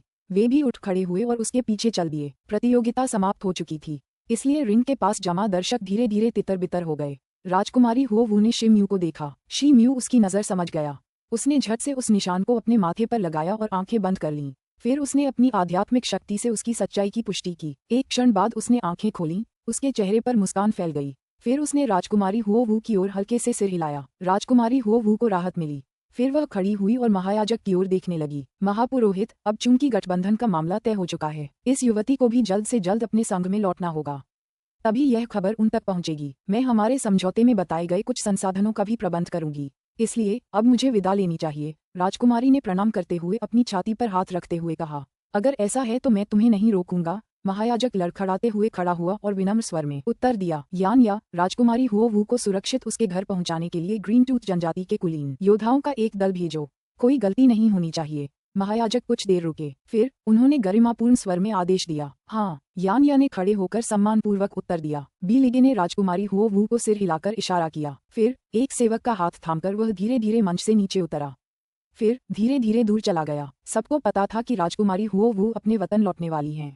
इसलिए दूसरे आदिवासी पुजारियों ने, चाहे ईमानदारी से या पाखंड से, आगे बढ़कर उनका अभिवादन किया। फिर वे चले गए। अब केवल राजकुमारी हुओ वू, शीम्यू और ग्रीन टूथ जनजाति के कुछ लोग ही वहां बचे थे। पुजारी यानिया ने अपने पास खड़े कुछ निम्न श्रेणी के पुजारियों से कुछ शब्द कहे। उनमें से कुछ ने सिर हिलाया। फिर वे जल्दी से ऊंचे मंच से नीचे उतर गए क्योंकि उन्हें लोगों का इंतजाम करना था। शीम्यू की आंखें हल्की सी घूम गईं। उसने देखा कि मिंतू ग्रीन टूथ जनजाति के लोगों के बीच मौजूद नहीं था।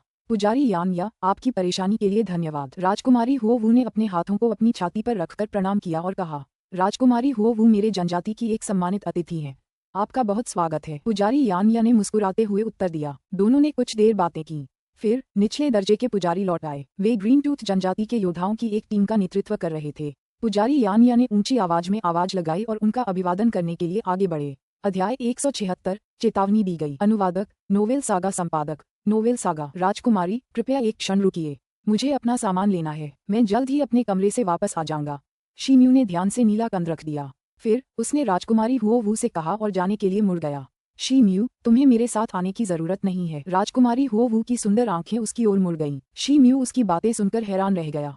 वह रुका और मुड़कर उसकी तरफ देखने लगा। उसकी आंखों में जिज्ञासा भरी झलक उभर आई। कई कठिनाइयों से गुजरने के बाद आखिरकार तुमने पशु आत्मा और गुप्त टोटेम तकनीक हासिल कर ली है। इसलिए बेहतर होगा कि तुम शांत हो जाओ और अपना मन यहीं लगाओ। तुम्हें अपने शरीर में छिपे खतरे को दूर करने की कोशिश करनी चाहिए। मेरे साथ पुजारी यानिया हैं। वह मेरी सुरक्षा के लिए मेरे साथ कुछ लोगों को भेज देंगे। इसलिए मेरी सुरक्षा कोई समस्या नहीं है। जहाँ तक मुझे पता है, बर्बर गुप्त टोटेम तकनीक का अभ्यास आसानी से नहीं किया जा सकता। अगर तुम यहाँ रहोगी तो पुजारी यानिया और दूसरों से मार्गदर्शन ले सकती हो, लेकिन पवित्र हिम महल छोड़ने के बाद तुम्हें दूसरों की मदद नहीं मिलेगी। राजकुमारी हुओ वू ने कहा। आपकी चिंता के लिए बहुत बहुत धन्यवाद, राजकुमारी। शीम्यू ने सम्मान के संकेत के रूप में अपने दूसरे हाथ की मुट्ठी को मोड़ते हुए विनम्रतापूर्वक उत्तर दिया। राजकुमारी हुओ वू मंद मंद मुस्कुराईं। फिर उन्होंने अपनी कमर से हथेली के आकार का एक बैंगनी सुनहरा सिक्का निकाला। उसके 7 कोने थे। उसके एक तरफ कुछ प्राचीन विचित्र ताबीज खुदे हुए थे, दूसरी तरफ यूनियन शब्द खुदा हुआ था। उन्होंने उसे शीम्यू को सौंप दिया। टोकन प्राप्त करते ही शीम्यू को आश्चर्य हुआ। ये 7 संप्रदायों के मिलन का बैंगनी सुनहरा प्रतीक है। आप इसे रख सकते हैं। अब आप किसी भी समय संघ में स्वतंत्र रूप से प्रवेश कर सकते हैं। इसके अलावा आप संघ के किसी भी गढ़ में जाकर किसी भी सहायता का अनुरोध कर सकते हैं। आपके पुण्य कर्म के कारण हम बर्बर जाति के साथ गठबंधन करने में सफल हुए हैं, इसलिए मैं कृतज्ञतापूर्वक इसे आपको सौंप रही हूँ। उसने कहा। मैं इसे कैसे रख सकता हूँ? शी म्यू चौंका। उसने टोकन उसे वापस देने की कोशिश की। भाई शी को इसे अस्वीकार करने की जरूरत नहीं है। ये चीज मेरे किसी काम की नहीं है। मैं व्यक्तिगत रूप से इस झंझट से छुटकारा पाना चाहती हूँ। जहाँ तक आपसे किए गए मेरे पिछले वादे का सवाल है, मुझे मन ही मन ग्लानि हो रही है, इसलिए इसे मेरी तरफ से एक छोटा सा मुआवजा ही समझिए। राजकुमारी हुओ वू ने हल्की मुस्कान के साथ जवाब दिया। उसने इस अंदाज में बात की थी कि शी म्यू के पास उसे मना करने की कोई गुंजाइश नहीं बची थी, इसलिए उसे टोकन स्वीकार करना पड़ा। ओह, वैसे पुजारी ये है आपसे द्वेष रखता है। वह महायाजक के सामने गुप्त टोटेम तकनीक से छेड़छाड़ करने की हिम्मत नहीं करेगा, लेकिन आपको मानव लोक में वापस जाते समय बेहद सतर्क रहना होगा, राजकुमारी ने धीमी आवाज में कहा। शी म्यू ने अपनी भौहें सिकोड़ी और धीरे से सिर हिलाया। इस बीच पुजारी यानया ने राजकुमारी के लिए सुरक्षा दल का इंतजाम किया। फिर वह लगभग 20 लोगों की एक टीम के साथ वहां पहुंचे। समूह में कुछ ही लोग थे, लेकिन इनमें से हर बर्बर में एक अद्भुत शक्ति थी जो हो तियान के उन्नत स्तर से भी परे थी। इस दल की नेता एक युवा और विवाहित महिला थी। उसकी आंखें ठंडी थीं और उसने अपने चेहरे पर एक मुखौटा पहना हुआ था। उसके चारों ओर एक अत्यंत तीव्र और परिवर्तनशील आभा थी। वह एक शियान तियान स्तर की योद्धा थी। ये हमारी जनजाति की बुजुर्ग महिला है, लैंड किंग। अब वह राजकुमारी हुओ वू की सुरक्षा की जिम्मेदार हैं, पुजारी यानया ने आत्मविश्वास से कहा। आपकी मदद के लिए धन्यवाद, एल्डर लैंड किंग, राजकुमारी हुओ वू ने हल्की मुस्कान के साथ कहा। नकाबपोश महिला की आंखों में बर्फ सी ठंडक थी, लेकिन राजकुमारी की बातें सुनते ही वे थोड़ी धुंधली पड़ गईं। उसने राजकुमारी हुओ वू को सिर हिलाकर हाँ कर दी। पुजारी यानया, मुझे एक मामले में आपकी मदद की जरूरत पड़ सकती है। राजकुमारी ने फिर शी म्यू का मामला उठाया। उसने कहा कि शी म्यू को यानया के मार्गदर्शन में गुप्त टोटेम तकनीक का अभ्यास करने के लिए पवित्र हिम महल में रहना होगा। राजकुमारी हुओ वू, कृपया यह मामला मुझ पर छोड़ दें। छोटे भाई शी म्यू को किसी चीज की जरूरत पड़ने पर वह मुझसे प्रार्थना कर सकते हैं। पुजारी यानया ने उसकी छाती थपथपाते हुए उत्तर दिया। अब मुझे राहत मिली है, राजकुमारी ने सिर हिलाकर कहा। फिर वह मुड़ी और नकाबपोश महिला और अन्य योद्धाओं के साथ पहाड़ से नीचे उतरी। शी म्यू ग्रीन टूथ जनजाति के महल में अपने कमरे में लौट आया। उसके बाद वह अपने बिस्तर पर पालकी मारकर बैठ गया। अपने हाथों में नीले रंग की कांटे को देखते ही उसका चेहरा उत्साह से चमक उठा। अब वह उसका अध्ययन शुरू करने के लिए पूरी तरह तैयार था। दस्तक दस्तक, उसके दरवाजे पर लयबद्ध दस्तक हुई। शी म्यू एक पल के लिए देखता रह गया। उसने अनिच्छा से अपने हाथ में रखे कंध पर नजर डाली, फिर उसने उसे वापस अपनी छाती में रख लिया। उसके बाद वह उठा और दरवाजे की तरफ चला गया। दरवाजा खोलते ही उसे एक युवा पादरी का मुस्कुराता हुआ चेहरा दिखाई दिया। उसने एक लंबा सफेद चोगा पहना हुआ था। मैं पवित्र हिम महल का पुजारी मोजू हूँ। क्या मैं पूछ सकता हूँ कि क्या महामहिम मानव जाति के राजनयिक मिशन के योद्धा शिमू हैं? उन्होंने पूछा। तो मैं पुजारी मोजू हूँ, मैं शिम्यू हूँ। कृपया अंदर आइए, शिम्यू ने सिर हिलाकर जवाब दिया। इसकी कोई जरूरत नहीं है, योद्धा शिम्यू, मैं तुम्हें ढूंढने यहाँ आया हूँ। महायाजक ने तुम्हें बुलाया है, मोजू ने कहा। फिर उसने जिज्ञासु भाव से उसे परखा। पुजारी मोजू, क्या आप जानते हैं कि महायाजक ने मुझे क्यों बुलाया है? शिम्यू घबरा गया, लेकिन उसने बिना पलक झपकाए पूछा। दोनों जातियों ने पहले ही शांति समझौते पर हस्ताक्षर कर दिए थे। हालांकि शी म्यू तो राजकुमारी हुओ वू का अंगरक्षक मात्र था, तो फिर महायाजक ने उसे अचानक क्यों बुलाया? मुझे इस बारे में स्पष्ट जानकारी नहीं है, मोजू ने अपना सिर हिलाया और जवाब दिया। शी म्यू खुद को असहाय महसूस कर रहा था। वह थोड़ा परेशान था। वह मोजू के पीछे पीछे पवित्र हिम महल की ओर बढ़ा। वे दोनों लगभग 15 मिनट बाद पवित्र हिम महल के भीतर एक हॉल के सामने पहुंचे। योद्धा शिम्यू, मैं यहाँ से आगे नहीं बढ़ूंगा। मोजू दरवाजे पर रुक गया और उसे हॉल में प्रवेश करने का इशारा किया। शिम्यू ने गहरी सांस ली। फिर वह बगल वाले हॉल में गया और चारों ओर देखा। यह कोई बड़ा हॉल नहीं था। पूरे हॉल में सिर्फ 4 लंबे और मोटे खंभे ही दिखाई दे रहे थे। हर खंभे पर एक मक्खन की मशाल टंगी हुई थी। वे हिल रहे थे और पूरी जगह को थोड़ा धुंधला सा बना रहे थे। हॉल को साधारण ढंग से सजाया गया था। मुख्य व्यवस्था के अलावा सिर्फ 2 सीटें थीं। किसी और सजावटी सामान का नामोनिशान नहीं था। महायाजक बी लीगे मुख्य सीट पर आंखें बंद करके आराम कर रहे थे। तो ये शिम्यू है, आइए और बैठिए, आपको औपचारिक होने की जरूरत नहीं है। शिम्यू के कदमों की आहट सुनते ही बी लीगे की दबी हुई आवाज गूंज उठी। हाँ, शिम्यू का दिल तेजी से धड़क उठा। वह जल्दी से आगे बढ़ा और महायाजक का अभिवादन किया। फिर उसने महायाजक के बाईं ओर रखी कुर्सी की ओर सहजता से देखा। उसके बाद वह सम्मानपूर्वक बैठ गया। मैंने तुम्हें तुम्हारे शरीर पर लगे सदा के लिए बर्बाद आत्मा के श्राप के कारण बुलाया है। मुझे लगता है कि तुम्हारी योजना गुप्त टोटेम तकनीक को समझने की होगी और फिर उस राक्षसी आत्मा को सील करने की, है ना? बी लीगे ने आंखें खोलीं और सुस्ती से पूछा। हाँ, बिल्कुल यही मेरी योजना है। शिम्यू का दिल धड़क उठा, लेकिन उसने चेहरे पर संयमित भाव के साथ जवाब दिया। मुझे डर है कि अगर आप जल्दबाजी में जानवर की आत्मा को बंद करने के लिए साधारण टोटेम योद्धा का तरीका अपनाएंगे तो आप इस अभिशाप से मुक्त नहीं हो पाएंगे। दरअसल आप जिंदगी मरण की स्थिति में फंस सकते हैं, बी लीगे ने जवाब देते हुए अपना सिर हिलाया। महायाजक ऐसा क्यों कहेंगे? शिम्यू अचंभित रह गया।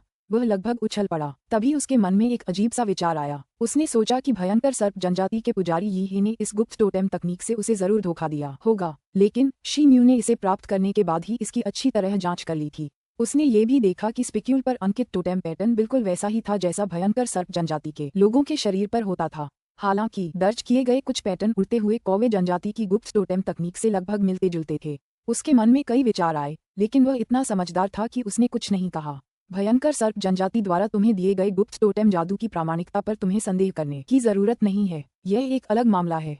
मेरी बात सुनते रहो। बी लीगे किसी भविष्यवक्ता की तरह लग रहे थे। उन्होंने आह भरी और कहा। शी म्यू का दिल फिर से धड़क उठा, लेकिन उसने सहमति में सिर हिला दिया।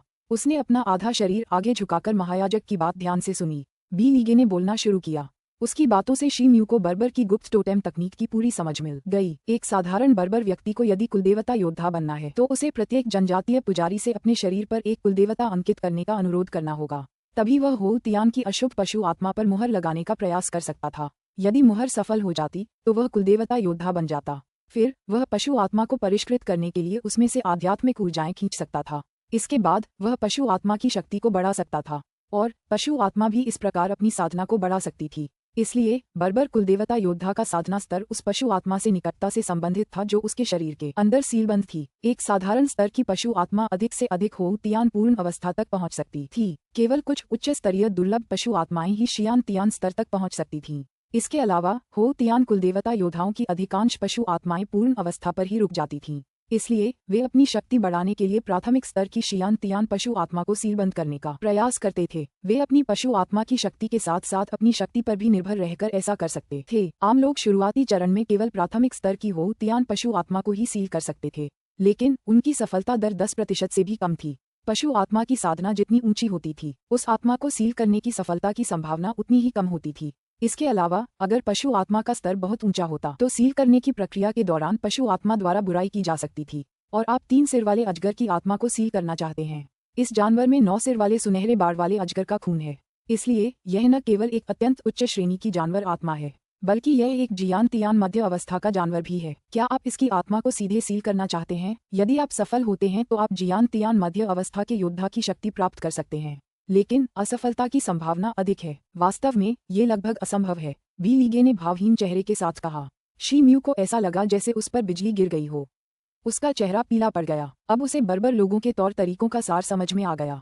भयंकर सर्प जनजाति की गुप्त टोटेम तकनीक प्राप्त करने के बाद वह आनंदित था, लेकिन अब वह गायब हो चुकी थी। शी म्यू, आप भयंकर सर्प जनजाति की कुलदेवता तकनीक का अभ्यास कर सकते हैं, लेकिन आप इसका उपयोग अपनी साधना को बढ़ाने के लिए नहीं कर सकते। इसके बजाय आप केवल भयंकर सर्प जनजाति के शाश्वत रूप से विनाशकारी आत्मा के अभिशाप को ही इससे मुक्त कर सकते हैं। आपको 3 सिर वाले अजगर की आत्मा को पूरी तरह से बंद करने की आवश्यकता नहीं है। जब तक आपके पास भयंकर सर्प जनजाति की कुलदेवता तकनीक है, तब तक आप 3 सिर वाले अजगर की आत्मा को अभिशप्त पशु आत्मा को निगलने के लिए निर्देशित करके इस बंदिश को समाप्त कर सकते हैं। यदि आप ऐसा करते हैं तो सफलता की दर अधिक होगी। पशु आत्मा की थोड़ी बर्बादी के अलावा शी म्यू उदास हो गए थे, लेकिन बी लीगे के शब्दों ने उन्हें उनकी स्तब्धता से बाहर निकाल दिया। शी म्यू एक पल के लिए अचंभित रह गया, फिर उसका दिल खुशी से भर गया। बी लीगे बर्बर टोटेम तकनीक के सर्वोच्च विशेषज्ञ थे, इसलिए उनकी हर बात सच होनी ही थी। महायाजक, आपने मुझे ये सब बातें क्यों बताईं? थोड़ी देर बाद शी म्यू के चेहरे के भाव सामान्य हो गए। पूछते हुए उसकी आंखें चमक उठीं। शी म्यू, आपके शरीर पर जो हार है, क्या वह हमारी बर्बर जाति का नहीं है? शी म्यू के प्रश्न का उत्तर देने के बजाय बी लीगे ने पूछा। शी म्यू अचंभित रह गया। तभी उसे फेंग ली द्वारा दिया गया हार याद आया। अचानक एक अदृश्य शक्ति ने उसे घेर लिया। वह घबरा गया। उसने सिर उठाया और महायाजक की ओर देखा। महायाजक स्थिर खड़ा रहा, लेकिन उसकी पीली आंखें अब और चमकीली हो गई थीं। शी म्यू के दिल में एक हल्की सी ठंडक सी महसूस हुई। उसे लगा जैसे उस बूढ़े की पीली आंखें उसके शरीर में घुसकर उसके हर राज को देख सकती हैं।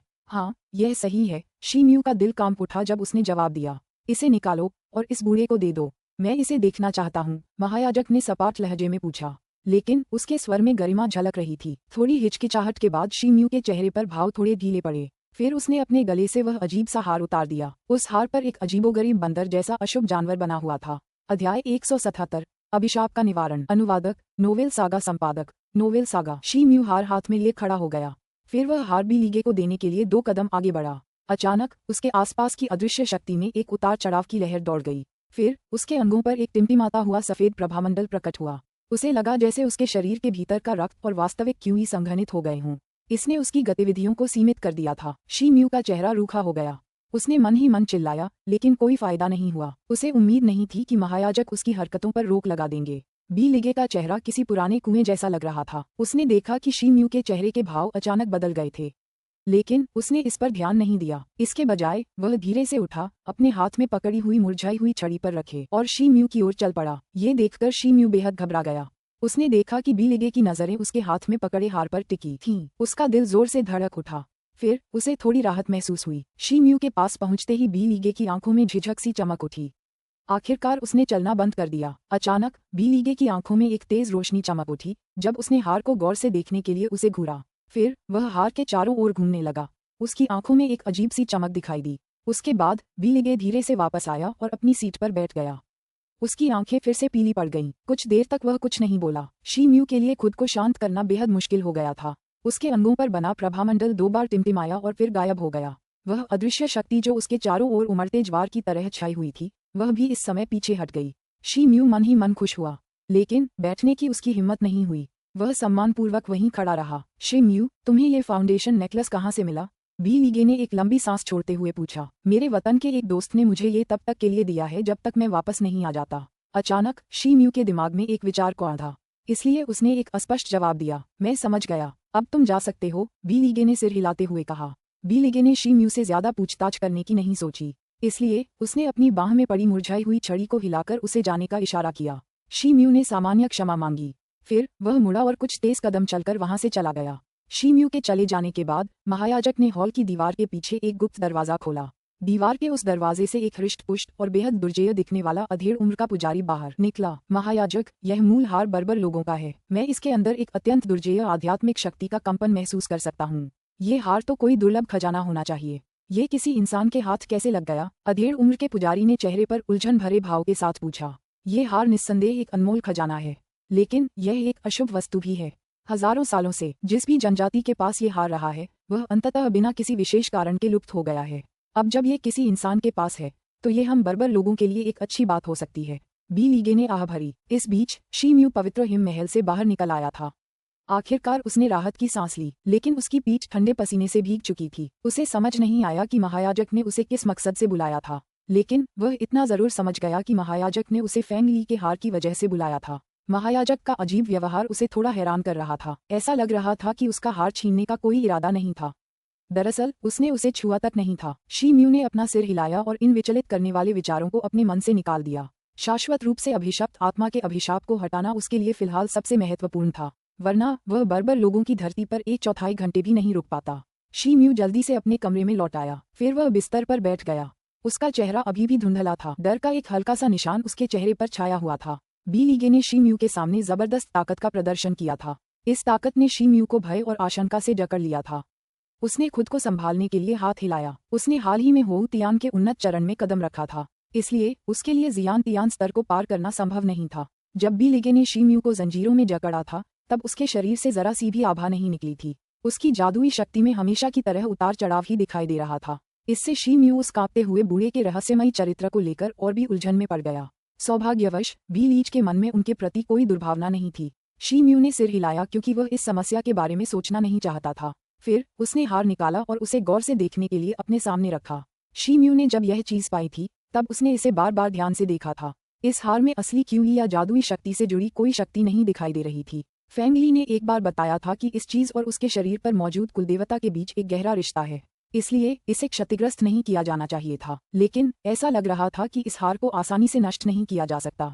हालांकि इस हार में कुछ ऐसा था जो महायाजक का ध्यान आकर्षित कर सकता था।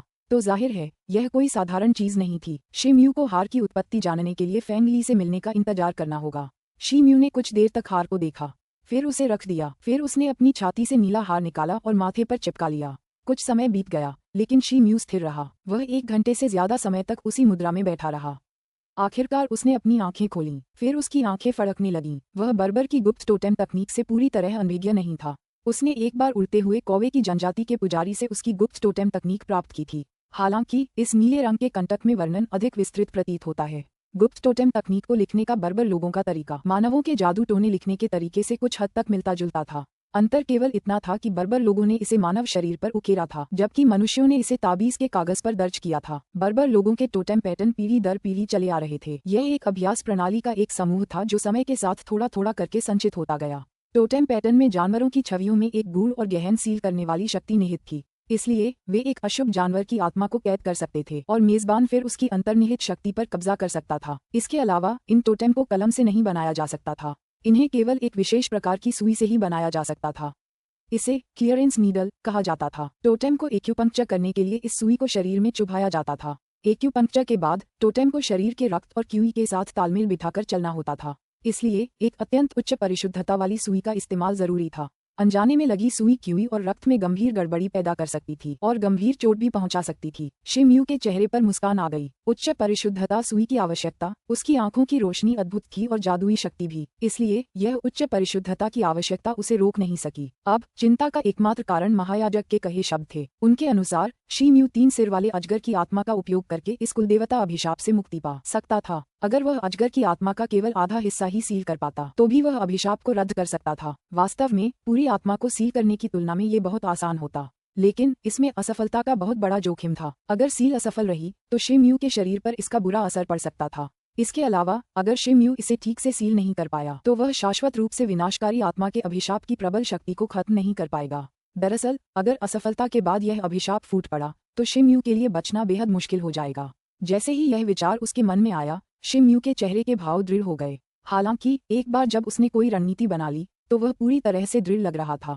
फिर उसने दरवाजा खोला और बाहर चला गया। लगभग 12 घंटे बाद वह एक पैकेट लेकर लौटा और सीधे अपने निजी कमरे में चला गया। उसने पैकेट खोला, उसमें कुछ काले ताबीज और नीले स्पिरिट स्टोन थे। पैकेट के अंदर एक 6-7 इंच लंबी नीली सुई भी थी। सुई का बीच का हिस्सा थोड़ा मोटा था, जबकि उसके दोनों सिरे बेहद नुकीले लग रहे थे। सुई की सतह पर कुछ अस्पष्ट जादुई अक्षर उकेरे गए थे, वे पिनहोल के समान बारीक थे। शिमयू ने ये चीजें खरीदने से पहले पुजारी यानया से सलाह ली थी। इन चीजों को पाने के लिए उसने बहुत सारा सोना खर्च किया था। ये चीजें एक पशु आत्मा को सील करने के लिए एक टोटेम शकल बनाने के लिए जरूरी थीं। ये चीजें एक निकासी सुई, जादुई आकर्षण और नीले आत्मा पत्थर जानवर आत्मा को उसके शरीर में सील करने के लिए एक टोटेम शकल की व्यवस्था करने के लिए आवश्यक थे। फिर शिमयू अपने काम में व्यस्त हो गया। उसने पहले कभी टोटेम तकनीक नहीं आजमाई थी, लेकिन उसने पुजारी यानया से पहले ही सलाह ले ली थी। इसके अलावा ये जादुई मंत्र उसे सब कुछ आसानी से व्यवस्थित करने में मदद कर सकते थे। आधे घंटे से भी कम समय में उनके निजी कमरे में एक गोलाकार टोटेम तैयार हो गया था। वहां एक काली रोशनी की किरण भी दिखाई दे रही थी। यह एक क्रॉस पैटर्न में थी। ये धीरे धीरे घूमते हुए एक काली रोशनी की किरण बना रही थी। शिमयू उस घेरे के अंदर पालथी मारकर बैठ गया। उसका ऊपरी शरीर नंगा था। उसकी छाती पर लगा कुलदेवता का श्राप पहले से भी ज्यादा चमकदार लग रहा था। दरअसल ऐसा लग रहा था मानो वह किसी भी पल जीवित हो जाएगा।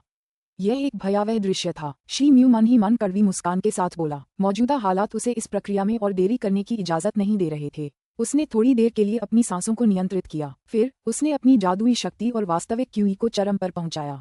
उसके बाद उसने धीरे से अपनी आंखें खोलीं। उसने हाथ हिलाया और जानवर आत्मा का थैला एक काली रोशनी से जगमगा उठा। उसके बाद उसमें से तरबूज के आकार की एक काली रोशनी निकली। रोशनी के अंदर 3 सिर वाले अजगर का एक छोटा सा रूप दिखाई दे रहा था। वह लगातार संघर्ष कर रहा था, लेकिन अमूर्त अवरोधों की एक परत ने उसकी गतिविधियों को कैद कर रखा था। ये 3 सिर वाले अजगर की आत्मा थी। शिमयू की आंखें एक शानदार रोशनी से चमक उठीं। फिर वह एक अस्पष्ट मंत्र का जाप करने लगा। अचानक एक काली रोशनी निकली और जानवर की आत्मा से टकराए। तभी रक्त प्रकाश की एक परत चमक उठी और जानवर की आत्मा के चारों ओर नाजुक मकड़ी के रेशम का एक लाल जाल दिखाई दिया। ये चमकता हुआ लाल जाल पशु आत्मा थैले की कैद की ताकत थी। इसमें पशु आत्मा को अपने अंदर कैद करने की क्षमता थी। हालांकि जियान तियान स्तर की पशु आत्मा में भी अच्छी मारक शक्ति थी। लाल जाल को देखते ही शिमयू की आंखें चमक उठीं। वह फिर से मंत्र बुदबुदाने लगा। उसने धीरे से अपनी उंगली चाकू जैसी उसी समय दिखाए। तभी एक और भी ज्यादा परिष्कृत घनी काली रोशनी निकली। वह चिंगारी से काली चाकू जैसी परछाई में बदल गई और लाल रोशनी के जाल को चीरती हुई निकल गई। लाल जाल एक हल्की सी आवाज के साथ टूट गया। 3 सिर वाले अजगर की आत्मा 1 फुट लंबी हो गई। अब उसका शरीर 3 सिर वाले काले सांप जैसा पारदर्शी हो गया था। उसने अपना सिर उठाया और शिमयू को नाराजगी से देखा। फिर उसने अपनी पूंछ हिलाई और खुद को शिमयू की ओर फेंक दिया। शिमयू ने ठंडी सांस ली। उसकी नुकीली उंगली ने एक गेंद को उछाला। एक काली प्रकाश विद्युत आसपास के काले घेरे से निकलकर अजगर की आत्मा पर टूट पड़ी। इसने आत्मा को एक जोरदार झटका दिया और उसे उड़ा दिया। 3 सिर वाले काले सांप का शरीर लुढ़क गया और कई फीट दूर उड़ गया। वह काले घेरे के किनारे से टकराया और वापस उछल गया, मानो किसी गद्देदार दीवार से टकराया हो। अजगर की आंखों में एक अशुभ चमक उठी। वह उछला और एक साए में बदल गया। फिर उसने खुद को एक बार फिर शी म्यू की ओर फेंका, लेकिन शी म्यू शांत था। उसकी उंगलियां लगातार हिल रही थीं और काली रोशनी अजगर की आत्मा पर लगातार बरस रही थी। उसने उस पर कई बार वार किया था और उसे उड़ा दिया था। कुछ देर बाद अजगर की आत्मा के चारों ओर की काली रोशनी मंद पड़ गई। इससे उसकी आत्मा हताश सी लगने लगी। फिर शी म्यू की ओर देखते हुए उसकी आंखों में डर की एक झलक दिखाई दी। शी म्यू के होंठों पर एक हल्की सी मुस्कान आ गई, हालांकि उसका मुंह जोर जोर से मंत्र पढ़ता रहा। इसी बीच उसने हाथ हिलाया और उस घेरे से दर्जनों काली रेखाएं निकल आईं। इसने अजगर की आत्मा के चारों ओर एक काला गोलाकार पिंजरा बना दिया। अजगर की आत्मा घबरा गई। उसने अपनी पूरी ताकत से संघर्ष करना शुरू कर दिया। वह दाएं बाएं हिलने लगा, लेकिन वह खुद को आजाद नहीं कर सका क्योंकि उसकी आध्यात्मिक शक्ति का एक बड़ा हिस्सा शी म्यू ने क्षीण कर दिया था। शी म्यू का चेहरा थोड़ा उतर गया। फिर उसने अपना हाथ फिर से हिलाया। काला पिंजरा तैरता हुआ उसके पास आकर रुक गया। अध्याय 178 चुगली। अनुवादक नोवेल सागा संपादक नोवेल सागा। शी म्यू ने राहत की सांस ली और काले पिंजरे की ओर देखा। उसने अपने हाथ में लंबी नीली सुई पकड़ी। फिर उसने अपनी असली क्यूई सुई में उड़ेल दी। अचानक नीली सुई की सतह पर उकेरे गए जादुई अक्षर चमक उठे। इसके अलावा सुई की नोक से नीली रोशनी की एक धार निकलने लगी। भनभनाहट। एक हल्की सी आवाज सुनाई दी। सुई की नोक से एक महीन काला रेशम निकला। चिंगारी निकली और काले पिंजरे में जकड़े 3 सिर वाले अजगर की पाशविक आत्मा में चुभ गई। अजगर का शरीर कांप उठा। फिर उसके सिर और पूंछ बेतरतीब ढंग से हिलने लगे। उसने पूरी ताकत से संघर्ष किया, लेकिन वह काले पिंजरे की मजबूत जकड़न से बच नहीं सका। काला रेशम उस अशुभ अजगर की आत्मा में घुसते ही कांप उठा। उसके बाद काली आध्यात्मिक शक्ति का एक कण काले रेशम से होकर नीली सुई में समा गया।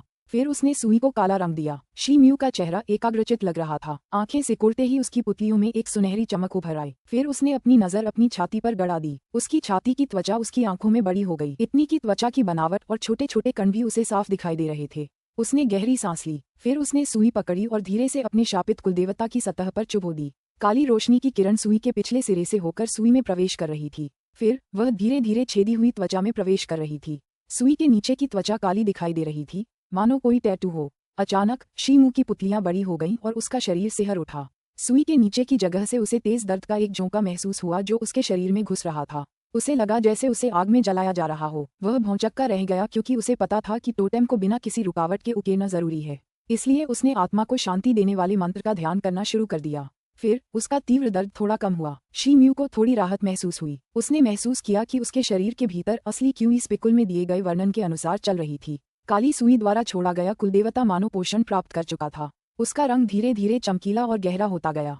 उससे लगातार एक हल्की सी काली रोशनी निकल रही थी। शी म्यू प्रसन्न हुआ। उसने अपनी क्यूई को एकाग्र करने और मन को स्थिर करने के लिए अपनी सांस रोक ली। इस बीच उसका हाथ उसकी छाती पर टैटू उकेरता रहा। उसकी छाती पर बना काला टैटू धीरे धीरे एक बड़े काले 3 सिर वाले अजगर के प्रोटोटाइप पैटर्न का रूप ले लेता था। इसने उसकी छाती पर बने मूल शाप टोटेम पैटर्न को ढक दिया।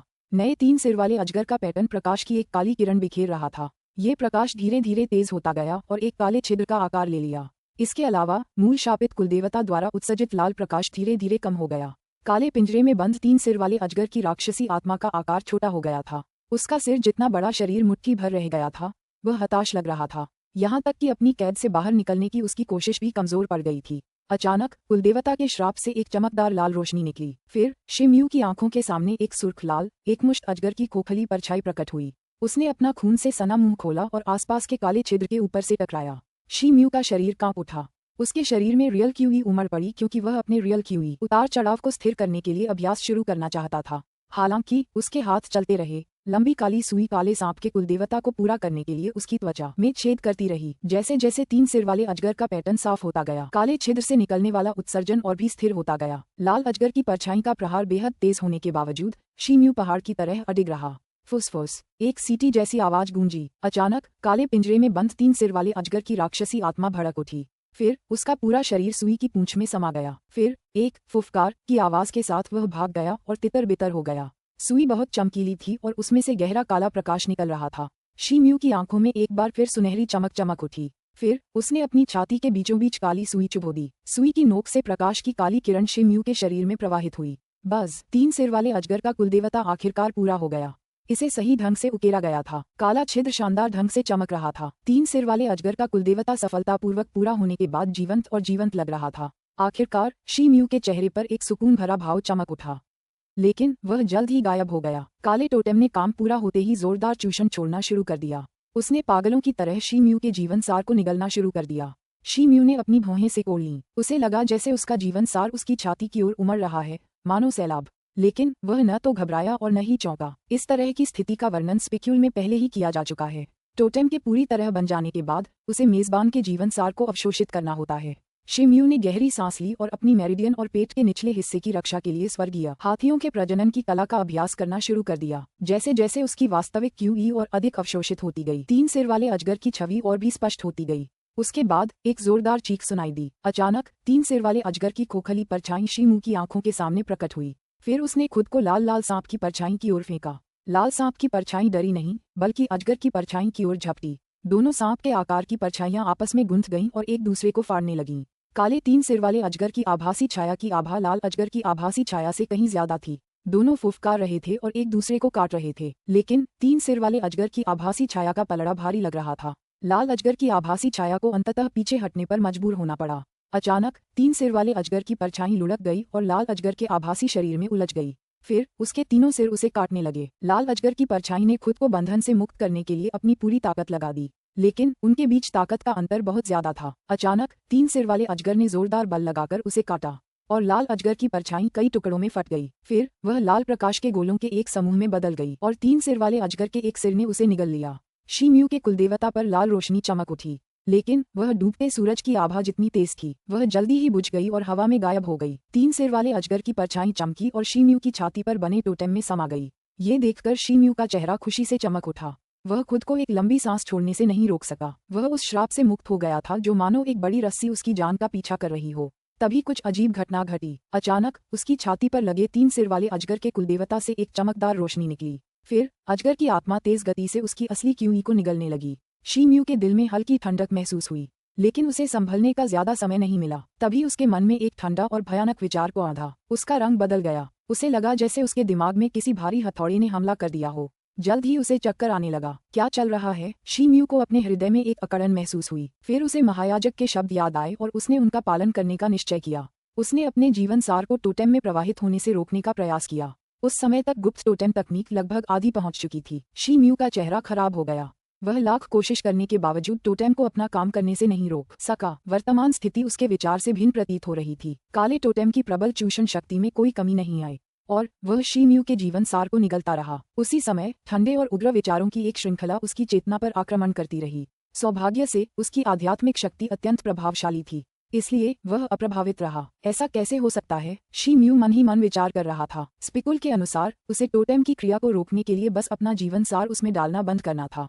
उसने इस भय को अपने ऊपर हावी न होने देने की कोशिश की कि एक अशुभ पशु आत्मा उसके मुख्य शरीर के साथ मिल रही है। वह अब भी उस पशु को उल्टा असर करने से रोक सकता था, भले ही सीलिंग प्रक्रिया विफल हो गई हो। टोटेम को स्थिर करने के लिए उसे भारी मात्रा में रियल क्यूई की जरूरत थी, इसलिए उसने धीरे धीरे अपनी रियल क्यूई को जानवर की आत्मा को सील करने के लिए इंजेक्ट किया। लेकिन स्थिति ठीक नहीं लग रही थी। क्या ये संभव है कि इस गुप्त टोटेम तकनीक में कुछ गड़बड़ है? शी म्यू चौंका। उसने अपना सिर हिलाया और इन बिंदुओं के बारे में सोचना बंद करने का निर्णय लिया। इन बातों पर सोचने का ये सही समय नहीं था। फिर शी म्यू ने स्वर्गीय हाथियों के प्रजनन की कला का अभ्यास करने के लिए अपनी पूरी ताकत लगा दी। वह इस कला की मदद से वास्तविक क्यूई के प्रवाह को कम करना चाहता था। दुर्भाग्य से उसके प्रयासों का कोई खास नतीजा नहीं निकला। थोड़ा समय बीता। अब तक शी म्यू की रियल क्यूई का एक बड़ा हिस्सा टोटेम द्वारा निगल लिया गया था। आधे घंटे बाद उसकी रियल क्यूई आखिरकार समाप्त हो गई। फिर टोटेम की चूषण शक्ति आखिरकार रुक गई। उसके बाद एक अपेक्षाकृत अधिक अंधकार में भयंकर और अधिक दुर्जेय शक्ति उसकी चेतना के सागर में उतर आए। शी म्यू खुद को इससे बचा नहीं सका। उसके पूरे शरीर में झुनझुनी सी दर्द की लहर दौड़ गई। उसने सोचा कि पीड़ा में जोर जोर से चिल्लाना व्यर्थ है, इसलिए उसने आध्यात्मिक शक्ति के उद्दीपन को तेज करने के लिए आत्मा को शांति देने वाली तकनीक का प्रयोग किया। वह अपनी चेतना के सागर को बहने से रोकने के लिए आध्यात्मिक अवरोध की एक परत बनाना चाहता था। 3 सिर वाले अजगर की छाया उसकी चेतना के सागर पर लगातार हमले कर रही थी। चुगली। शी म्यू चौंक गया। उसका रंग पीला पड़ गया। वह जानता था कि टोटेम सील एक अपरिवर्तनीय बिंदु पर पहुंच गई है और 3 सिर वाले अजगर की आत्मा ने जवाबी हमले शुरू कर दिए हैं। अब इसे रोकना नामुमकिन था, इसलिए उसके पास एक ही विकल्प बचा था, अपनी आध्यात्मिक शक्ति का इस्तेमाल करके विरोधी पक्ष को दबाना। शी म्यू की आध्यात्मिक शक्ति बहुत प्रचंड थी, लेकिन 3 सिर वाले अजगर का सामना करने के लिए ये पर्याप्त नहीं थी, क्योंकि वह एक शियांतियान मध्य अवस्था का जानवर था। शी म्यू को डर था कि वह उसे निगल जाएगा, इसलिए उसे दबाने की कोशिश की बात करना व्यर्थ था। उसके मन में अनगिनत विचार उमड़ने लगे, लेकिन उसे कोई उपाय नहीं सूझ रहा था कि इस समस्या का समाधान कैसे किया जाए। ठंडे और उदास विचारों की एक लहर लगातार उसकी आध्यात्मिक दीवार पर हमला कर रही थी। उसकी आध्यात्मिक दीवार कांपने लगी। आखिरकार वह इसे और सहन नहीं कर सकी। अचानक उसके गले में पड़े अजीब हार से प्रकाश की किरण निकली। तभी उसकी आंखों के सामने अजीब अजीब विचारों की बाढ़ आ गई और वह उसके दिमाग में घुस गया। जैसे ही ये विचार उसके दिमाग में घुसे, शी म्यू का चेहरा बदल गया। ये विचार निर्दयता, जिद और हत्या करने की तीव्र इच्छा से भरे हुए थे। अचानक उसकी चेतना के सागर में एक विशालकाय धूसर वानर प्रकट हुआ। वह किसी ऊंचे पर्वत जितना विशाल था। उसका सिर सफेद और पैर लाल थे। वह बेहद दुष्ट और भयानक लग रहा था। 3 सिर वाले अजगर की परछाई की आंखों में एक अशुभ चमक चमक उठी जब उसने देखा कि शी म्यू का आध्यात्मिक अवरोध ढहने के कगार पर है। इसलिए उसने उसके ढहते आध्यात्मिक अवरोध पर हमला जारी रखा। अचानक विशालकाय भूरे वानर की नजर अजगर के शरीर पर पड़ी। उसने अपना मुंह खोला और जोर से दहाड़ा। फिर वह अजगर की ओर झपटा। अजगर का आभासी शरीर अकड़ गया। उसकी आंखों में दहशत के भाव उभर आए। ऐसा लग रहा था मानो अजगर ने सबसे भयानक चीज देख ली हो। उसकी रीढ़ में एक सिहरन दौड़ गई। ये देखकर शी म्यू के दांत भींच गए। उसने अपनी चेतना की रक्षा कर रही आध्यात्मिक बाधा को हटा दिया। फिर उसकी आध्यात्मिक शक्ति प्रचंड रूप से प्रवाहित होने लगी। धीरे धीरे यह आध्यात्मिक शक्ति की एक विशाल और शक्तिशाली धारा में परिवर्तित हो गई। ये 3 सिर वाले अजगर की राक्षसी आत्मा की ओर बढ़ी और उसे अपने में समाहित कर लिया। आध्यात्मिक शक्ति की विशाल और विकराल धारा में अजगर का शरीर एक नाजुक अंडे जैसा लग रहा था। पल भर में वह चूर चूर हो गया और डूब गया। फिर वह आध्यात्मिक शक्ति की धारा में विलीन हो गया और शी म्यू की छाती पर स्थित सर्प कुल देवता में समा गया। भूरे बंदर की आंखों में एक अशुभ भाव चमक उठा। उसने अपना चेहरा ऊपर उठाया और एक भयंकर और तीखी दहाड़ लगाए। शी म्यू ने अपनी चेतना के सागर में आध्यात्मिक शक्ति की एक और लहर को महसूस किया। उसके हृदय की गहराई से एक अदम्य और रक्तपिपासु आवेग उमड़ पड़ा। फिर उसकी आंखों में खून की एक धार बह निकली। अचानक उस अजीब हार से फिर से तेज रोशनी निकली। धूसर बंदर के चेहरे पर एक भयानक भाव उभर आया। फिर वह एक तेज दहाड़ के साथ गायब हो गया, मानो वह कभी दिखाई ही न दिया हो। शी म्यू की आंखों से लाल चमक धीरे धीरे गायब हो गई। फिर वह जमीन पर बैठ गया। उसे पसीना आ रहा था। उसके शरीर में जरा भी ताकत नहीं बची थी। अध्याय 179 शरीर से वास्तविक क्यूई का उत्सर्जन। अनुवादक नोवेल सागा संपादक नोवेल सागा। शी म्यू का रंग पीला पड़ गया था। उसकी छाती एक लय में ऊपर नीचे हो रही थी। वह काफी देर तक हाँफता रहा। फिर वह धीरे से उठ बैठा। उसके बाद उसने अपनी छाती की ओर देखा। 3 सिर वाला अजगर टोटेम जीवंत दिख रहा था। ऐसा लग रहा था जैसे वह उसकी छाती से बाहर रेंगने ही वाला है। हालांकि वह शांत और गतिहीन लग रहा था, सिवाय इसके कि उसकी सतह से एक हल्की काली रोशनी की किरण निकल रही थी। ये है, क्या मुहर सफल रही? शी म्यू ने अपना सिर हिलाया और बुदबुदाया। उसे यकीन ही नहीं हो रहा था कि उसने सीलिंग की प्रक्रिया सफलतापूर्वक पूरी कर ली है। न सिर्फ गुप्त टोटेम तकनीक पूरी तरह से दर्ज हो गई थी, बल्कि जानवर की आत्मा भी सही सही सीलबंद हो गई थी। उसने यह उम्मीद नहीं की थी कि उसका दुर्भाग्य एक आशीर्वाद में बदल जाएगा, इतना कि वह एक जियान मध्य अवस्था वाले पशु आत्मा को भी अपने शरीर में सील कर सकता है। हालांकि आखिरी क्षण में उसका जीवन सार और वास्तविक क्यूई पूरी तरह से समाप्त हो चुका था। इसके अलावा उसकी आध्यात्मिक शक्ति 3 सिर वाले अजगर की पशु आत्मा को चुगली करने से रोकने की कोशिश में खर्च हो चुकी थी। यह इतना रोमांचकारी दृश्य था कि शी म्यू थोड़ा डर गया। ओह, यह सही है। भूरे बंदर के साथ क्या मामला है? अचानक उसके मन में एक विचार को आंधा। उसे याद आया कि आखिरी क्षण में उसकी चेतना के सागर में एक विशालकाय धूसर वानर प्रकट हुआ था। फिर उसने अपना सिर नीचे किया और अपने गले में पड़े हार को देखा। हार अपनी पुरानी अवस्था में आ गया था। उसमें कुछ भी सामान्य नहीं था, सिवाय उसके अजीब से रूप के। शी म्यू को अपने सिर में अजीब सा भारीपन महसूस हुआ, मानो उसे चक्कर आ गया हो। उसने अपना सिर हिलाया और कुछ देर के लिए इन शंकाओं को दूर कर दिया। फिर उसने जादुई शक्ति का आखिरी निशान इस्तेमाल किया और प्रचलित टोटेम तकनीक के आखिरी निशान पर भी विराम लगा दिया। इसके बाद वह एक तरफ चला गया और आराम करने के लिए पालथी मारकर बैठ गया। धीरे धीरे समय बीतता गया। शी म्यू 2 दिन तक उसी मुद्रा में बैठा रहा। तीसरे दिन आखिरकार उसकी आंखें खुलीं। उसने देखा कि उसकी असली क्यूई और जादुई शक्ति वापस आ गई थी। वह खड़ा हुआ और अपनी छाती पर बने टोटेम पैटर्न को देखने लगा। जो उसने देखा उसे देखकर उसकी भौहें सिकुड़ गईं। उसने अपने कुलदेवता के चारों ओर एक उदास और ठंडी ऊर्जा घूमती हुई महसूस की। यह ऊर्जा और वास्तविक क्यूई बहुत समान लग रही थी, लेकिन यह ऊर्जा वास्तविक क्यूई से ज्यादा बुद्धिमान लग रही थी, मानो कोई जीवित चीज हो। शी म्यू चौंक गए, लेकिन तभी उनकी आध्यात्मिक शक्ति इस ऊर्जा के संपर्क में आए। धमाका! एक विस्फोट की आवाज गूंजी। अचानक उसकी चेतना के सागर में एक झुंझुनी दर्द फैल गया। शी म्यू को ऐसा महसूस हुआ जैसे उसकी चेतना के अंदर कुछ दौड़ रहा हो। उदास और ठंडी ऊर्जा एक ही समय में उसकी नाड़ियों में उमड़ पड़ी। फिर वह अनेक मार्गों से होकर उसके शरीर में सर्वत्र प्रवाहित होने लगी। अचानक उसे अपने शरीर के कई हिस्सों में तेज दर्द महसूस हुआ। उसे लगा जैसे उसका शरीर चीर फाड़ दिया जा रहा हो। शी म्यू दर्द सहन न कर पाने के कारण करुण चीखने लगा। अचानक उसकी त्वचा की सतह पर कई काले शाल्क उभर आए। ये शाल्क उसके पूरे शरीर पर, यहाँ तक कि उसकी बाहों पर भी उग आए। ऐसा लग रहा था मानो उसने काले शल्कों से बना कवच पहन रखा हो। शी म्यू ने अपनी मुठ्ठियां कस लीं। उसे लगा जैसे उसका पूरा शरीर किसी विस्फोटक शक्ति से धधक रहा हो। रूपांतरण के बाद उसकी शक्ति कई गुना बढ़ गई थी। उसकी पांचों इंद्रियां भी काफी हद तक मजबूत हो गई थीं। इसके अलावा उसकी ताकत में भी जबरदस्त वृद्धि हुई थी। अब उसकी नाक कई तरह की गंधों में आसानी से फर्क कर सकती थी। आम दिनों में तो वह इन गंधों पर ध्यान भी नहीं देता। इसके अलावा उसकी श्रवण क्षमता में भी वृद्धि हो गई थी। यहाँ तक कि दीवारों के पार से आने वाली आवाज भी उसे धीरे धीरे सुनाई देती थी। शिम्यू उत्साह से पागल हो गया। उसने कभी उम्मीद नहीं की थी कि 3 सिर वाले अजगर टोटेम के कारण उसकी ताकत में वृद्धि होगी। शिम्यू स्पष्ट रूप से महसूस कर सकता था कि उसकी वर्तमान ताकत कई गुना बढ़ गई थी।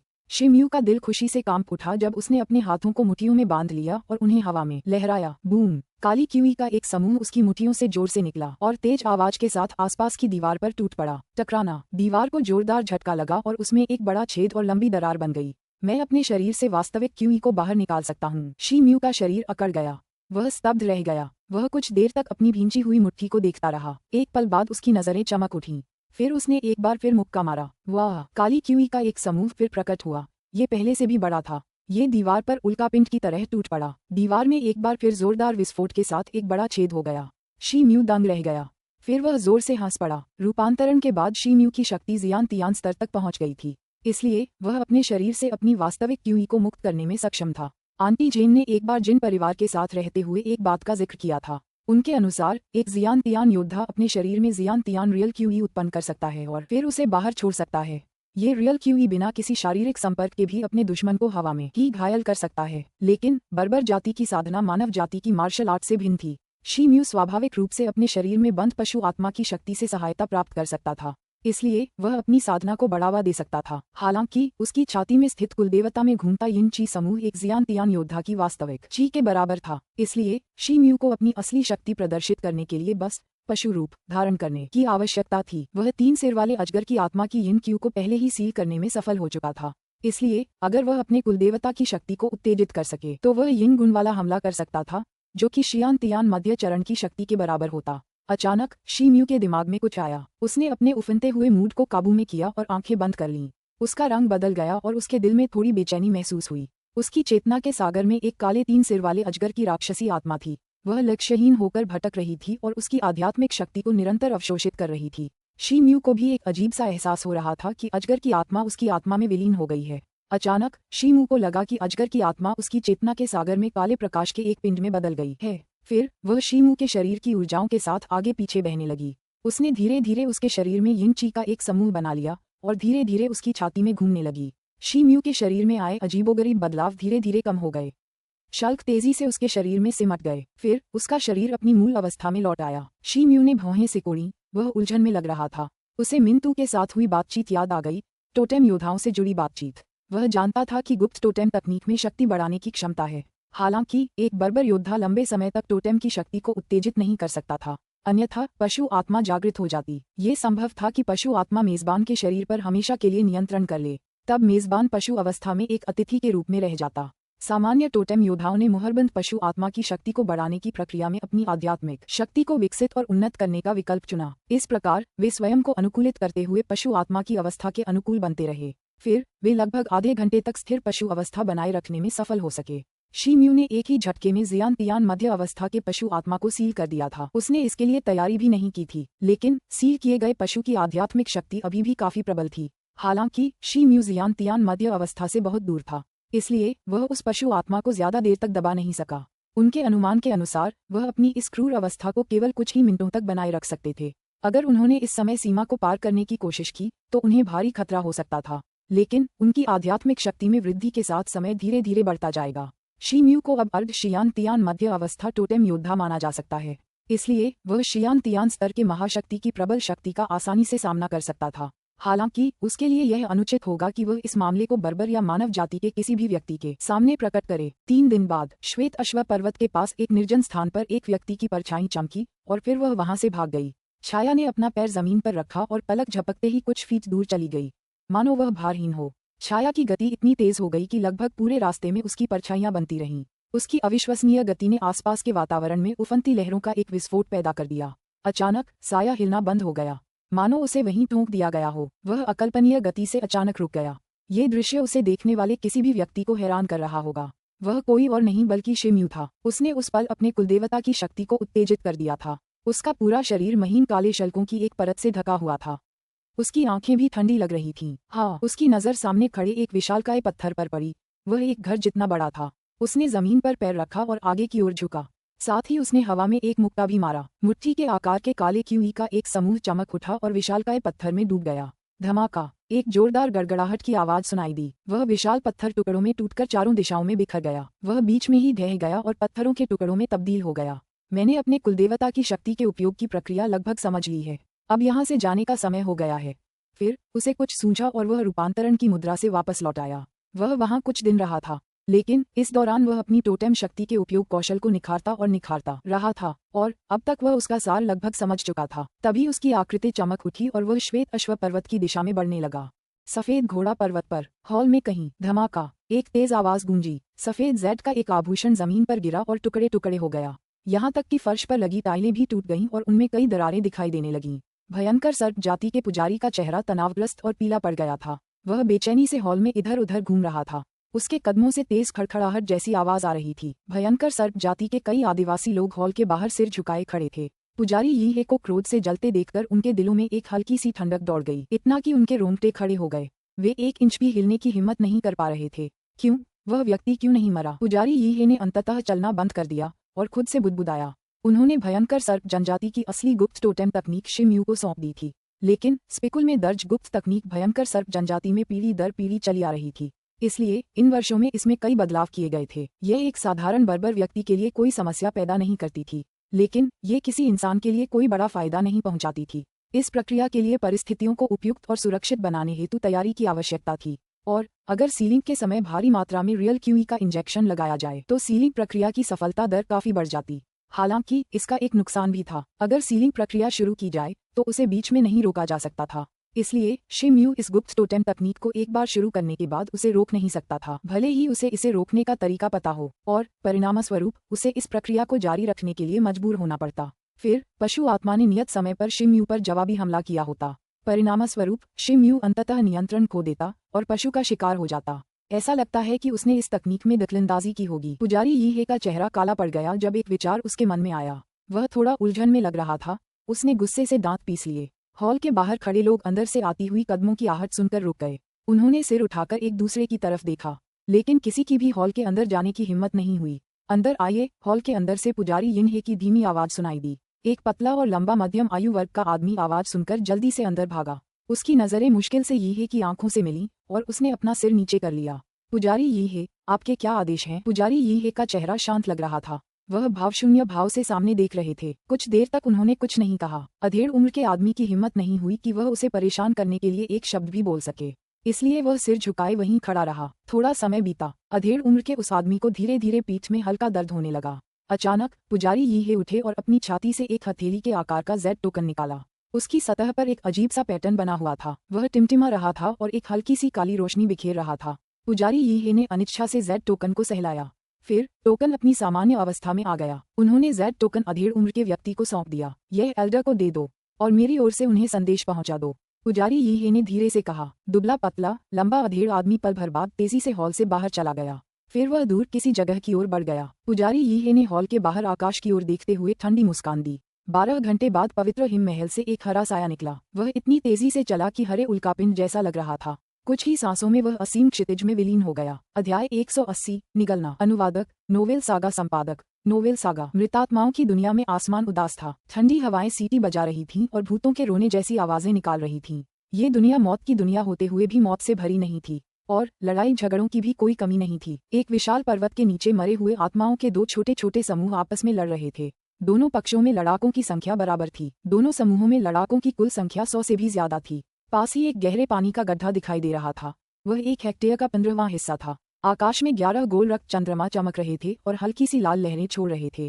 पोखर के चारों ओर अलग अलग आकार के कंकालों के बड़े बड़े ढेर बिखरे पड़े थे। ऐसा लग रहा था कि यह लड़ाई काफी देर से चल रही थी। एक समूह में मानव कंकाल थे। सबसे आगे वाले मानव कंकाल का शरीर दुबला पतला था और उसने अस्थि कवच पहना हुआ था। उसके एक हाथ में हड्डियों से बना एक सफेद ब्लेड था। उसकी आंखों में गहरे हरे रंग की आत्मज्वाला चमक रही थी। उसकी आंखों में ज्वालाओं के बीच हल्के नीले रंग की एक लकीर दिखाई दे रही थी। वह कंकाल योद्धा कोई और नहीं बल्कि यान लुओ था। यान लुओ एक अन्य समूह के साथ लड़ रहा था जिसमें अस्थि बाघ, अस्थि सांप और अस्थि बिच्छू जैसे जानवरों के कंकाल शामिल थे। इन जानवरों की मृत आत्माओं ने यान लुओ के समूह का विरोध करने और उन पर हमला करने के लिए गहरे पानी के गड्ढे के पास एक रक्षा पंक्ति बना ली थी। यान लुओ ने मोर्चा संभाला और आगे दौड़ा। उसका शरीर सुंदर और तेज तर्रार लग रहा था। उसके हाथ में हड्डी के ब्लेड पर सफेद रोशनी की एक परत उभर आई। ब्लेड की एक रोशनी चमकी और एक दुश्मन के 2 टुकड़े कर दिए। कोई भी उसके कौशल का मुकाबला नहीं कर पा रहा था। उसकी आंखों के गड्ढों में बसी आत्मज्वाला पहले से कहीं ज्यादा तेज लग रही थी। अब उसमें कोई खोखलापन नहीं था। वह कठोर भाव से अपने सामने गहरे पानी के गड्ढे को घूर रही थी। गर्जन 10 फुट ऊंचा एक बाघ का कंकाल दहाड़ता हुआ नीचे झपटा। उसकी आंखों के गड्ढों में हरी आत्मज्वाला टिमटिमा रही थी। उसके शरीर पर मांस नहीं था, लेकिन उसकी भव्यता असली बाघ से भी ज्यादा शक्तिशाली थी। विशालकाय अस्थि बाघ दूसरे समूह के कंकालों से ज्यादा शक्तिशाली लग रहा था। जब उसने अपने समूह के कई कंकालों को यान लुओ के ब्लेड का शिकार होते देखा तो वह दहाड़ उठा। फिर उसने यान लुओ की खोपड़ी छीनने के लिए खुद को उस पर फेंका।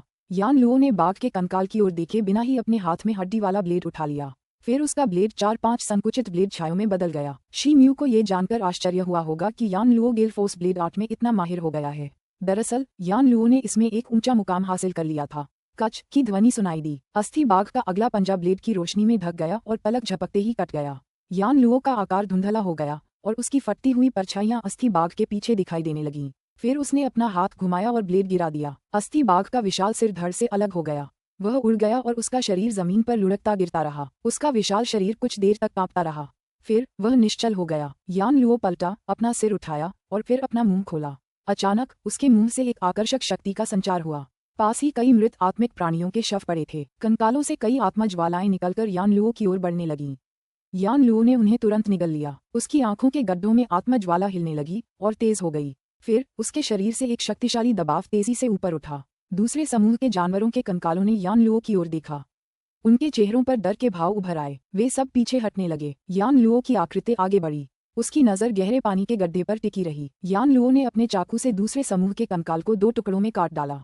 पहले तो दोनों समूह बराबर ताकतवर लग रहे थे, लेकिन अब यान लुओ के नेतृत्व वाला समूह जीतता हुआ दिख रहा था। एक सफेद रोशनी चमकी। यान लुओ ने हाथ हिलाया और एक हड्डी बाज पर हमला करके उसे 2 टुकड़ों में काटने के लिए आगे बढ़ा।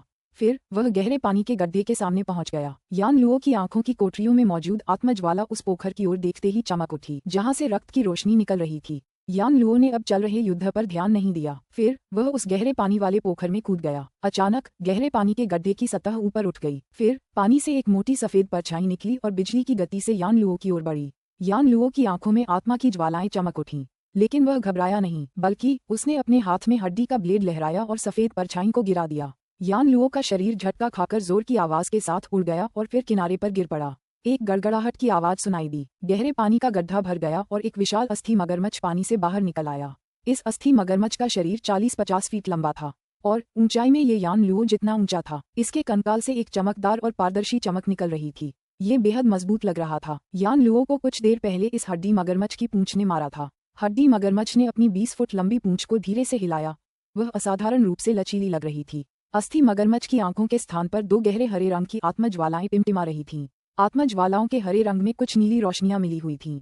यान लुओ की आत्मज्वाला में नीली रोशनी की बस थोड़ी सी ही झलक थी, लेकिन अस्थि मगरमच्छ की आत्मज्वाला में उसकी तुलना में ज्यादा नीली रोशनी थी। इसके अलावा अस्थि मगरमच्छ के शरीर से एक विशाल आभा निकल रही थी। जैसे ही हड्डी वाला मगरमच्छ सामने आया, बाकी कंकाल जानवरों ने झुककर सिर हिलाया। यह विशालकाय हड्डी वाला मगरमच्छ इस समूह का नेता लग रहा था। अपने से 10 गुना छोटे कंकाल को देखते ही अस्थि मगरमच्छ की आंखों में आत्मज्वालाएं चमक उठीं। हालांकि उसने उस पर तुरंत हमला नहीं किया। इसकी बुद्धि का स्तर बहुत अधिक नहीं था, लेकिन इसके अंतर्ज्ञान ने उसे बताया कि यह कंकाल उतना छोटा नहीं था जितना दिखता था। यान लुओ ने अपने सामने उस विशाल मृत आत्मा को देखा। अचानक उसकी आंखों से एक प्रकाश की किरण निकली। यान लुओ के शरीर से एक भयानक भव्यता निकली। दोनों आभाएं आपस में टकराईं। अचानक हवा में से पतली विद्युत किरणें प्रकट हुईं। फिर उनके पास मौजूद कुछ छोटे छोटे मृत आत्मिक प्राणी झटके से उड़ गए। वे एक दूसरे से लड़ने में असमर्थ लग रहे थे। वे लुढ़कते और रेंगते हुए दूर भाग गए। यान लुओ हड्डी मगरमच्छ की ओर बढ़ा। विशालकाय हड्डी मगरमच्छ की आंखों में क्रोध की चमक उभर आई। फिर उसने अपना बड़ा मुंह खोला और सफेद, मोटे और भयंकर दांतों की 2 पंक्तियां दिखाई दीं। वे तलवार की धार जैसे लग रहे थे। वे यान लुओ की ओर काटते हुए नीचे गिर पड़े। ऐसा लग रहा था कि अगर यान लुओ को हड्डी मगरमच्छ ने काट लिया तो वह ठीक नहीं हो पाएगा। अचानक यान लुओ की आकृति चमकी और गायब हो गई और हड्डी वाला मगरमच्छ हवा में ही काटने लगा। तभी उसके सिर के ऊपर एक साया चमक उठा। यान लुओ का रूप उसकी आंखों के सामने प्रकट हुआ, एक राक्षस की तरह। यान लुओ ने अपने हाथ में हड्डी का ब्लेड लहराया। वह अर्धचंद्राकार ब्लेड प्रकाश में बदल गया और हड्डी मगरमच्छ के सिर पर लगी मोटी हड्डी पर जा लगा। का चा मगरमच्छ के सिर की हड्डी से एक कर्कश आवाज निकली। फिर उसकी सतह पर एक दरार दिखाई दी। दरार और बढ़ गई और हड्डी टूट गई। हड्डी मगरमच्छ ने जोरदार दहाड़ लगाई और अपनी आंखों से टिमटिमाती रोशनी की किरणें निकाली। वह बेहद गुस्से में लग रहा था। फिर उसने अपनी पूंछ हिलाई और तेज सीटी की आवाज निकाली। फिर वह यान लुओ के सामने चमक उठा। यान लुओ की आंखों में आत्मज्वालाएं हिल उठीं। उसने अपने हाथ में पकड़े हड्डी के ब्लेड को घुमाया और उसे हड्डी वाले मगरमच्छ की पूंछ की ओर बढ़ाया। यान लुओ की चाल इतनी तेज थी कि मगरमच्छ देख नहीं पाया। ब्लेड की नोक मोटी हड्डी वाली पूंछ के पास एक बिंदु पर लगी। फिर यान लुओ का ब्लेड टेढ़े कोण पर उस तरफ मुड़ा। फिर उसने मगरमच्छ की पूंछ का एक टुकड़ा उड़ा दिया और उस कटे हुए हिस्से को उड़ा दिया। यान लुओ के शरीर से हड्डी के ब्लेड की नोक में जबरदस्त शक्ति स्थानांतरित हो गई। अचानक उसका शरीर उछल पड़ा। यान लुओ ने दोनों हाथों में ब्लेड पकड़ा और अपनी पूरी ताकत से मगरमच्छ के सिर पर लगी एक और मोटी हड्डी को बड़ी ताकत से काट डाला। का चा अस्थि मगरमच्छ की 2 हड्डियां पहले ही काट दी गई थीं। अचानक अस्थि मगरमच्छ के सिर से एक बड़ा सा छेद दिखाई दिया। खोपड़ी के उस छेद से 2 मानव सिर के आकार की गहरे हरे रंग की आत्मा की ज्वालाएं स्पष्ट रूप से दिखाई दे रही थीं। इससे प्रबल आध्यात्मिक शक्ति का संचार हुआ। यान लुओ ने अपना शरीर हवा में ऊंचा उछाला और किनारे के पास जमीन पर उतरा। उसकी आंखों के गड्ढों में आत्मज्वालाएं लालच से टिमटिमा उठीं। जब उसने अस्थि मगरमच्छ की खोपड़ी में विशाल आत्मज्वाला की ओर देखा, हड्डी वाला मगरमच्छ मन ही मन थोड़ा डरा, लेकिन फिर उसके डर की जगह गुस्से ने ले ली। उसका शरीर पागलों की तरह घूमने और मुड़ने लगा। उसकी लचीली पूंछ घूम गई और यान लुओ को मारने के लिए उसकी ओर दौड़ी। उसने अपनी खोपड़ी को इधर उधर हिलाया और यान लुओ को काटने के लिए मुंह खोला। दोहरे हमले का सामना करते हुए यान लुओ की आंखों में आत्मज्वालाएं चमक उठीं। हालांकि उसने न तो चकमा दिया और न ही हमले का विरोध किया। इसके बजाय उसने अपना मुंह खोला और एक चूषण बल छोड़ा। फिर यान लुओ ने अस्थि मगरमच्छ की आत्मज्वाला को उसके शरीर से बाहर निकालने की कोशिश की। अस्थि मगरमच्छ की खोपड़ी में गहरे हरे रंग की आत्मज्वाला की आंधी हिंसक रूप से हिल रही थी। अस्थि मगरमच्छ का शरीर तुरंत कठोर हो गया। यान लुओ ने इसका फायदा उठाया। यान लुओ की आकृति चमक उठी और कई प्रतिबिंबों में बदल गई। फिर वह अस्थि मगरमच्छ के सिर के ऊपर प्रकट हुई और उसकी खोपड़ी के छेद में घुस गई। हड्डी मगरमच्छ का शरीर हिल गया। उसने एक जोरदार दहाड़ लगाई। वह जमीन पर उल्टा हो गया। उसने अपनी पूंछ और पंजों को पागलों की तरह हिलाना शुरू कर दिया। उन्हें जमीन पर पटक पटक कर एक बड़ा गड्ढा बना दिया। हड्डी वाला मगरमच्छ कुछ देर तक लौटता रहा। फिर उसका विशाल शरीर गहरे पानी के गड्ढे में समा गया। वह छपाक से गड्ढे में डूब गया और यान लुओ को भी साथ ले गया। अब उसकी परछाई भी नहीं दिख रही थी, नहीं यान लुओ का। किनारे पर मौजूद 2 मृत आत्माओं के समूह अपने नेताओं से अलग हो गए थे, इसलिए कंकाल कुछ देर के लिए शून्य हो गए। लेकिन फिर उन्हें अपनी जिम्मेदारियां याद आईं और वे एक बार फिर लड़ने लगे। युद्ध का नतीजा धीरे धीरे साफ होता गया। अस्थि मगरमच्छ के नेतृत्व वाला समूह यान लुओ के हाथों मारा गया। वे पहले ही कई जानवरों के कंकाल काट चुके थे। यान लुओ के नेतृत्व वाला समूह युद्ध में आगे निकल गया था। लड़ाई आधे घंटे तक और जारी रही। अस्थि मगरमच्छ के नेतृत्व वाला समूह पराजित हो गया क्योंकि अधिकांश लड़ाके मारे गए। शेष कुछ दूर भाग गए। मानव कंकालों के समूह ने उनका पीछा नहीं किया, बल्कि वे सब गहरे पानी के गड्ढे की ओर देखने लगे। अचानक गहरा पानी ऊपर उठा। फिर उसमें से एक विशाल आकृति उभरी। यह एक विशाल अस्थि मगरमच्छ था, लेकिन उसकी आंखें खोखली थीं। उनमें जरा भी आत्मज्वाला नहीं टिमटिमा रही थी। यान लुओ गहरे पानी के गड्ढे के तल पर निश्चल खड़ा था। उसके हाथ में मानव सिर के आकार की गहरे हरे रंग की आत्मज्वाला थी। उसकी आंखों में खुशी के भाव थे। फिर उसने अपना मुंह खोला और अस्थि मगरमच्छ की आत्मज्वाला को निगल लिया। फिर उसे अपनी आत्मज्वाला में मिला लिया। उसकी आंखों के गड्ढों में गहरे हरे रंग की आत्मज्वाला की शक्ति और चमक दुगुनी हो गई। फिर वह धड़कने लगी मानो कोई दिल हो। नीली रोशनी ने उसकी आंखों के गड्ढों में गहरे हरे रंग की आत्मज्वाला को और मजबूत कर दिया था। अचानक यान लुओ की आत्मज्वाला सिकुड़ गई। फिर उसकी आध्यात्मिक शक्ति का एक अंश बाहर निकल आया। उसकी आत्मज्वाला का रंग गहरे हरे से हल्के नीले रंग में बदल गया। उसके बाद उसकी प्रचंड शक्ति का एक अंश नीली लौ से बाहर निकला और उसके शरीर में समा गया। यान लुओ का शरीर एक झटके में जबरदस्त ताकत से भर गया। उसने ऊपर की ओर देखा और अपनी आत्मिक शक्ति से भरी एक नीरव सीटी बजाने से खुद को नहीं रोक सका। वह प्रचंड आत्मिक शक्ति उसके शरीर से बाहर निकलकर सभी दिशाओं में फैल गई। पोखर के पानी की सतह पर एक भंवर के रूप में एक गोलाकार लहर उभरी। इस भंवर का व्यास 100 फुट था। बाकी मानव कंकालों की आंखों में आत्मज्वालाएं धधक रही थीं। कुछ लड़खड़ाकर जमीन पर गिर पड़े। कुछ की आत्मज्वालाएं कमजोर थीं, इसलिए वे झटके से मर गए थे।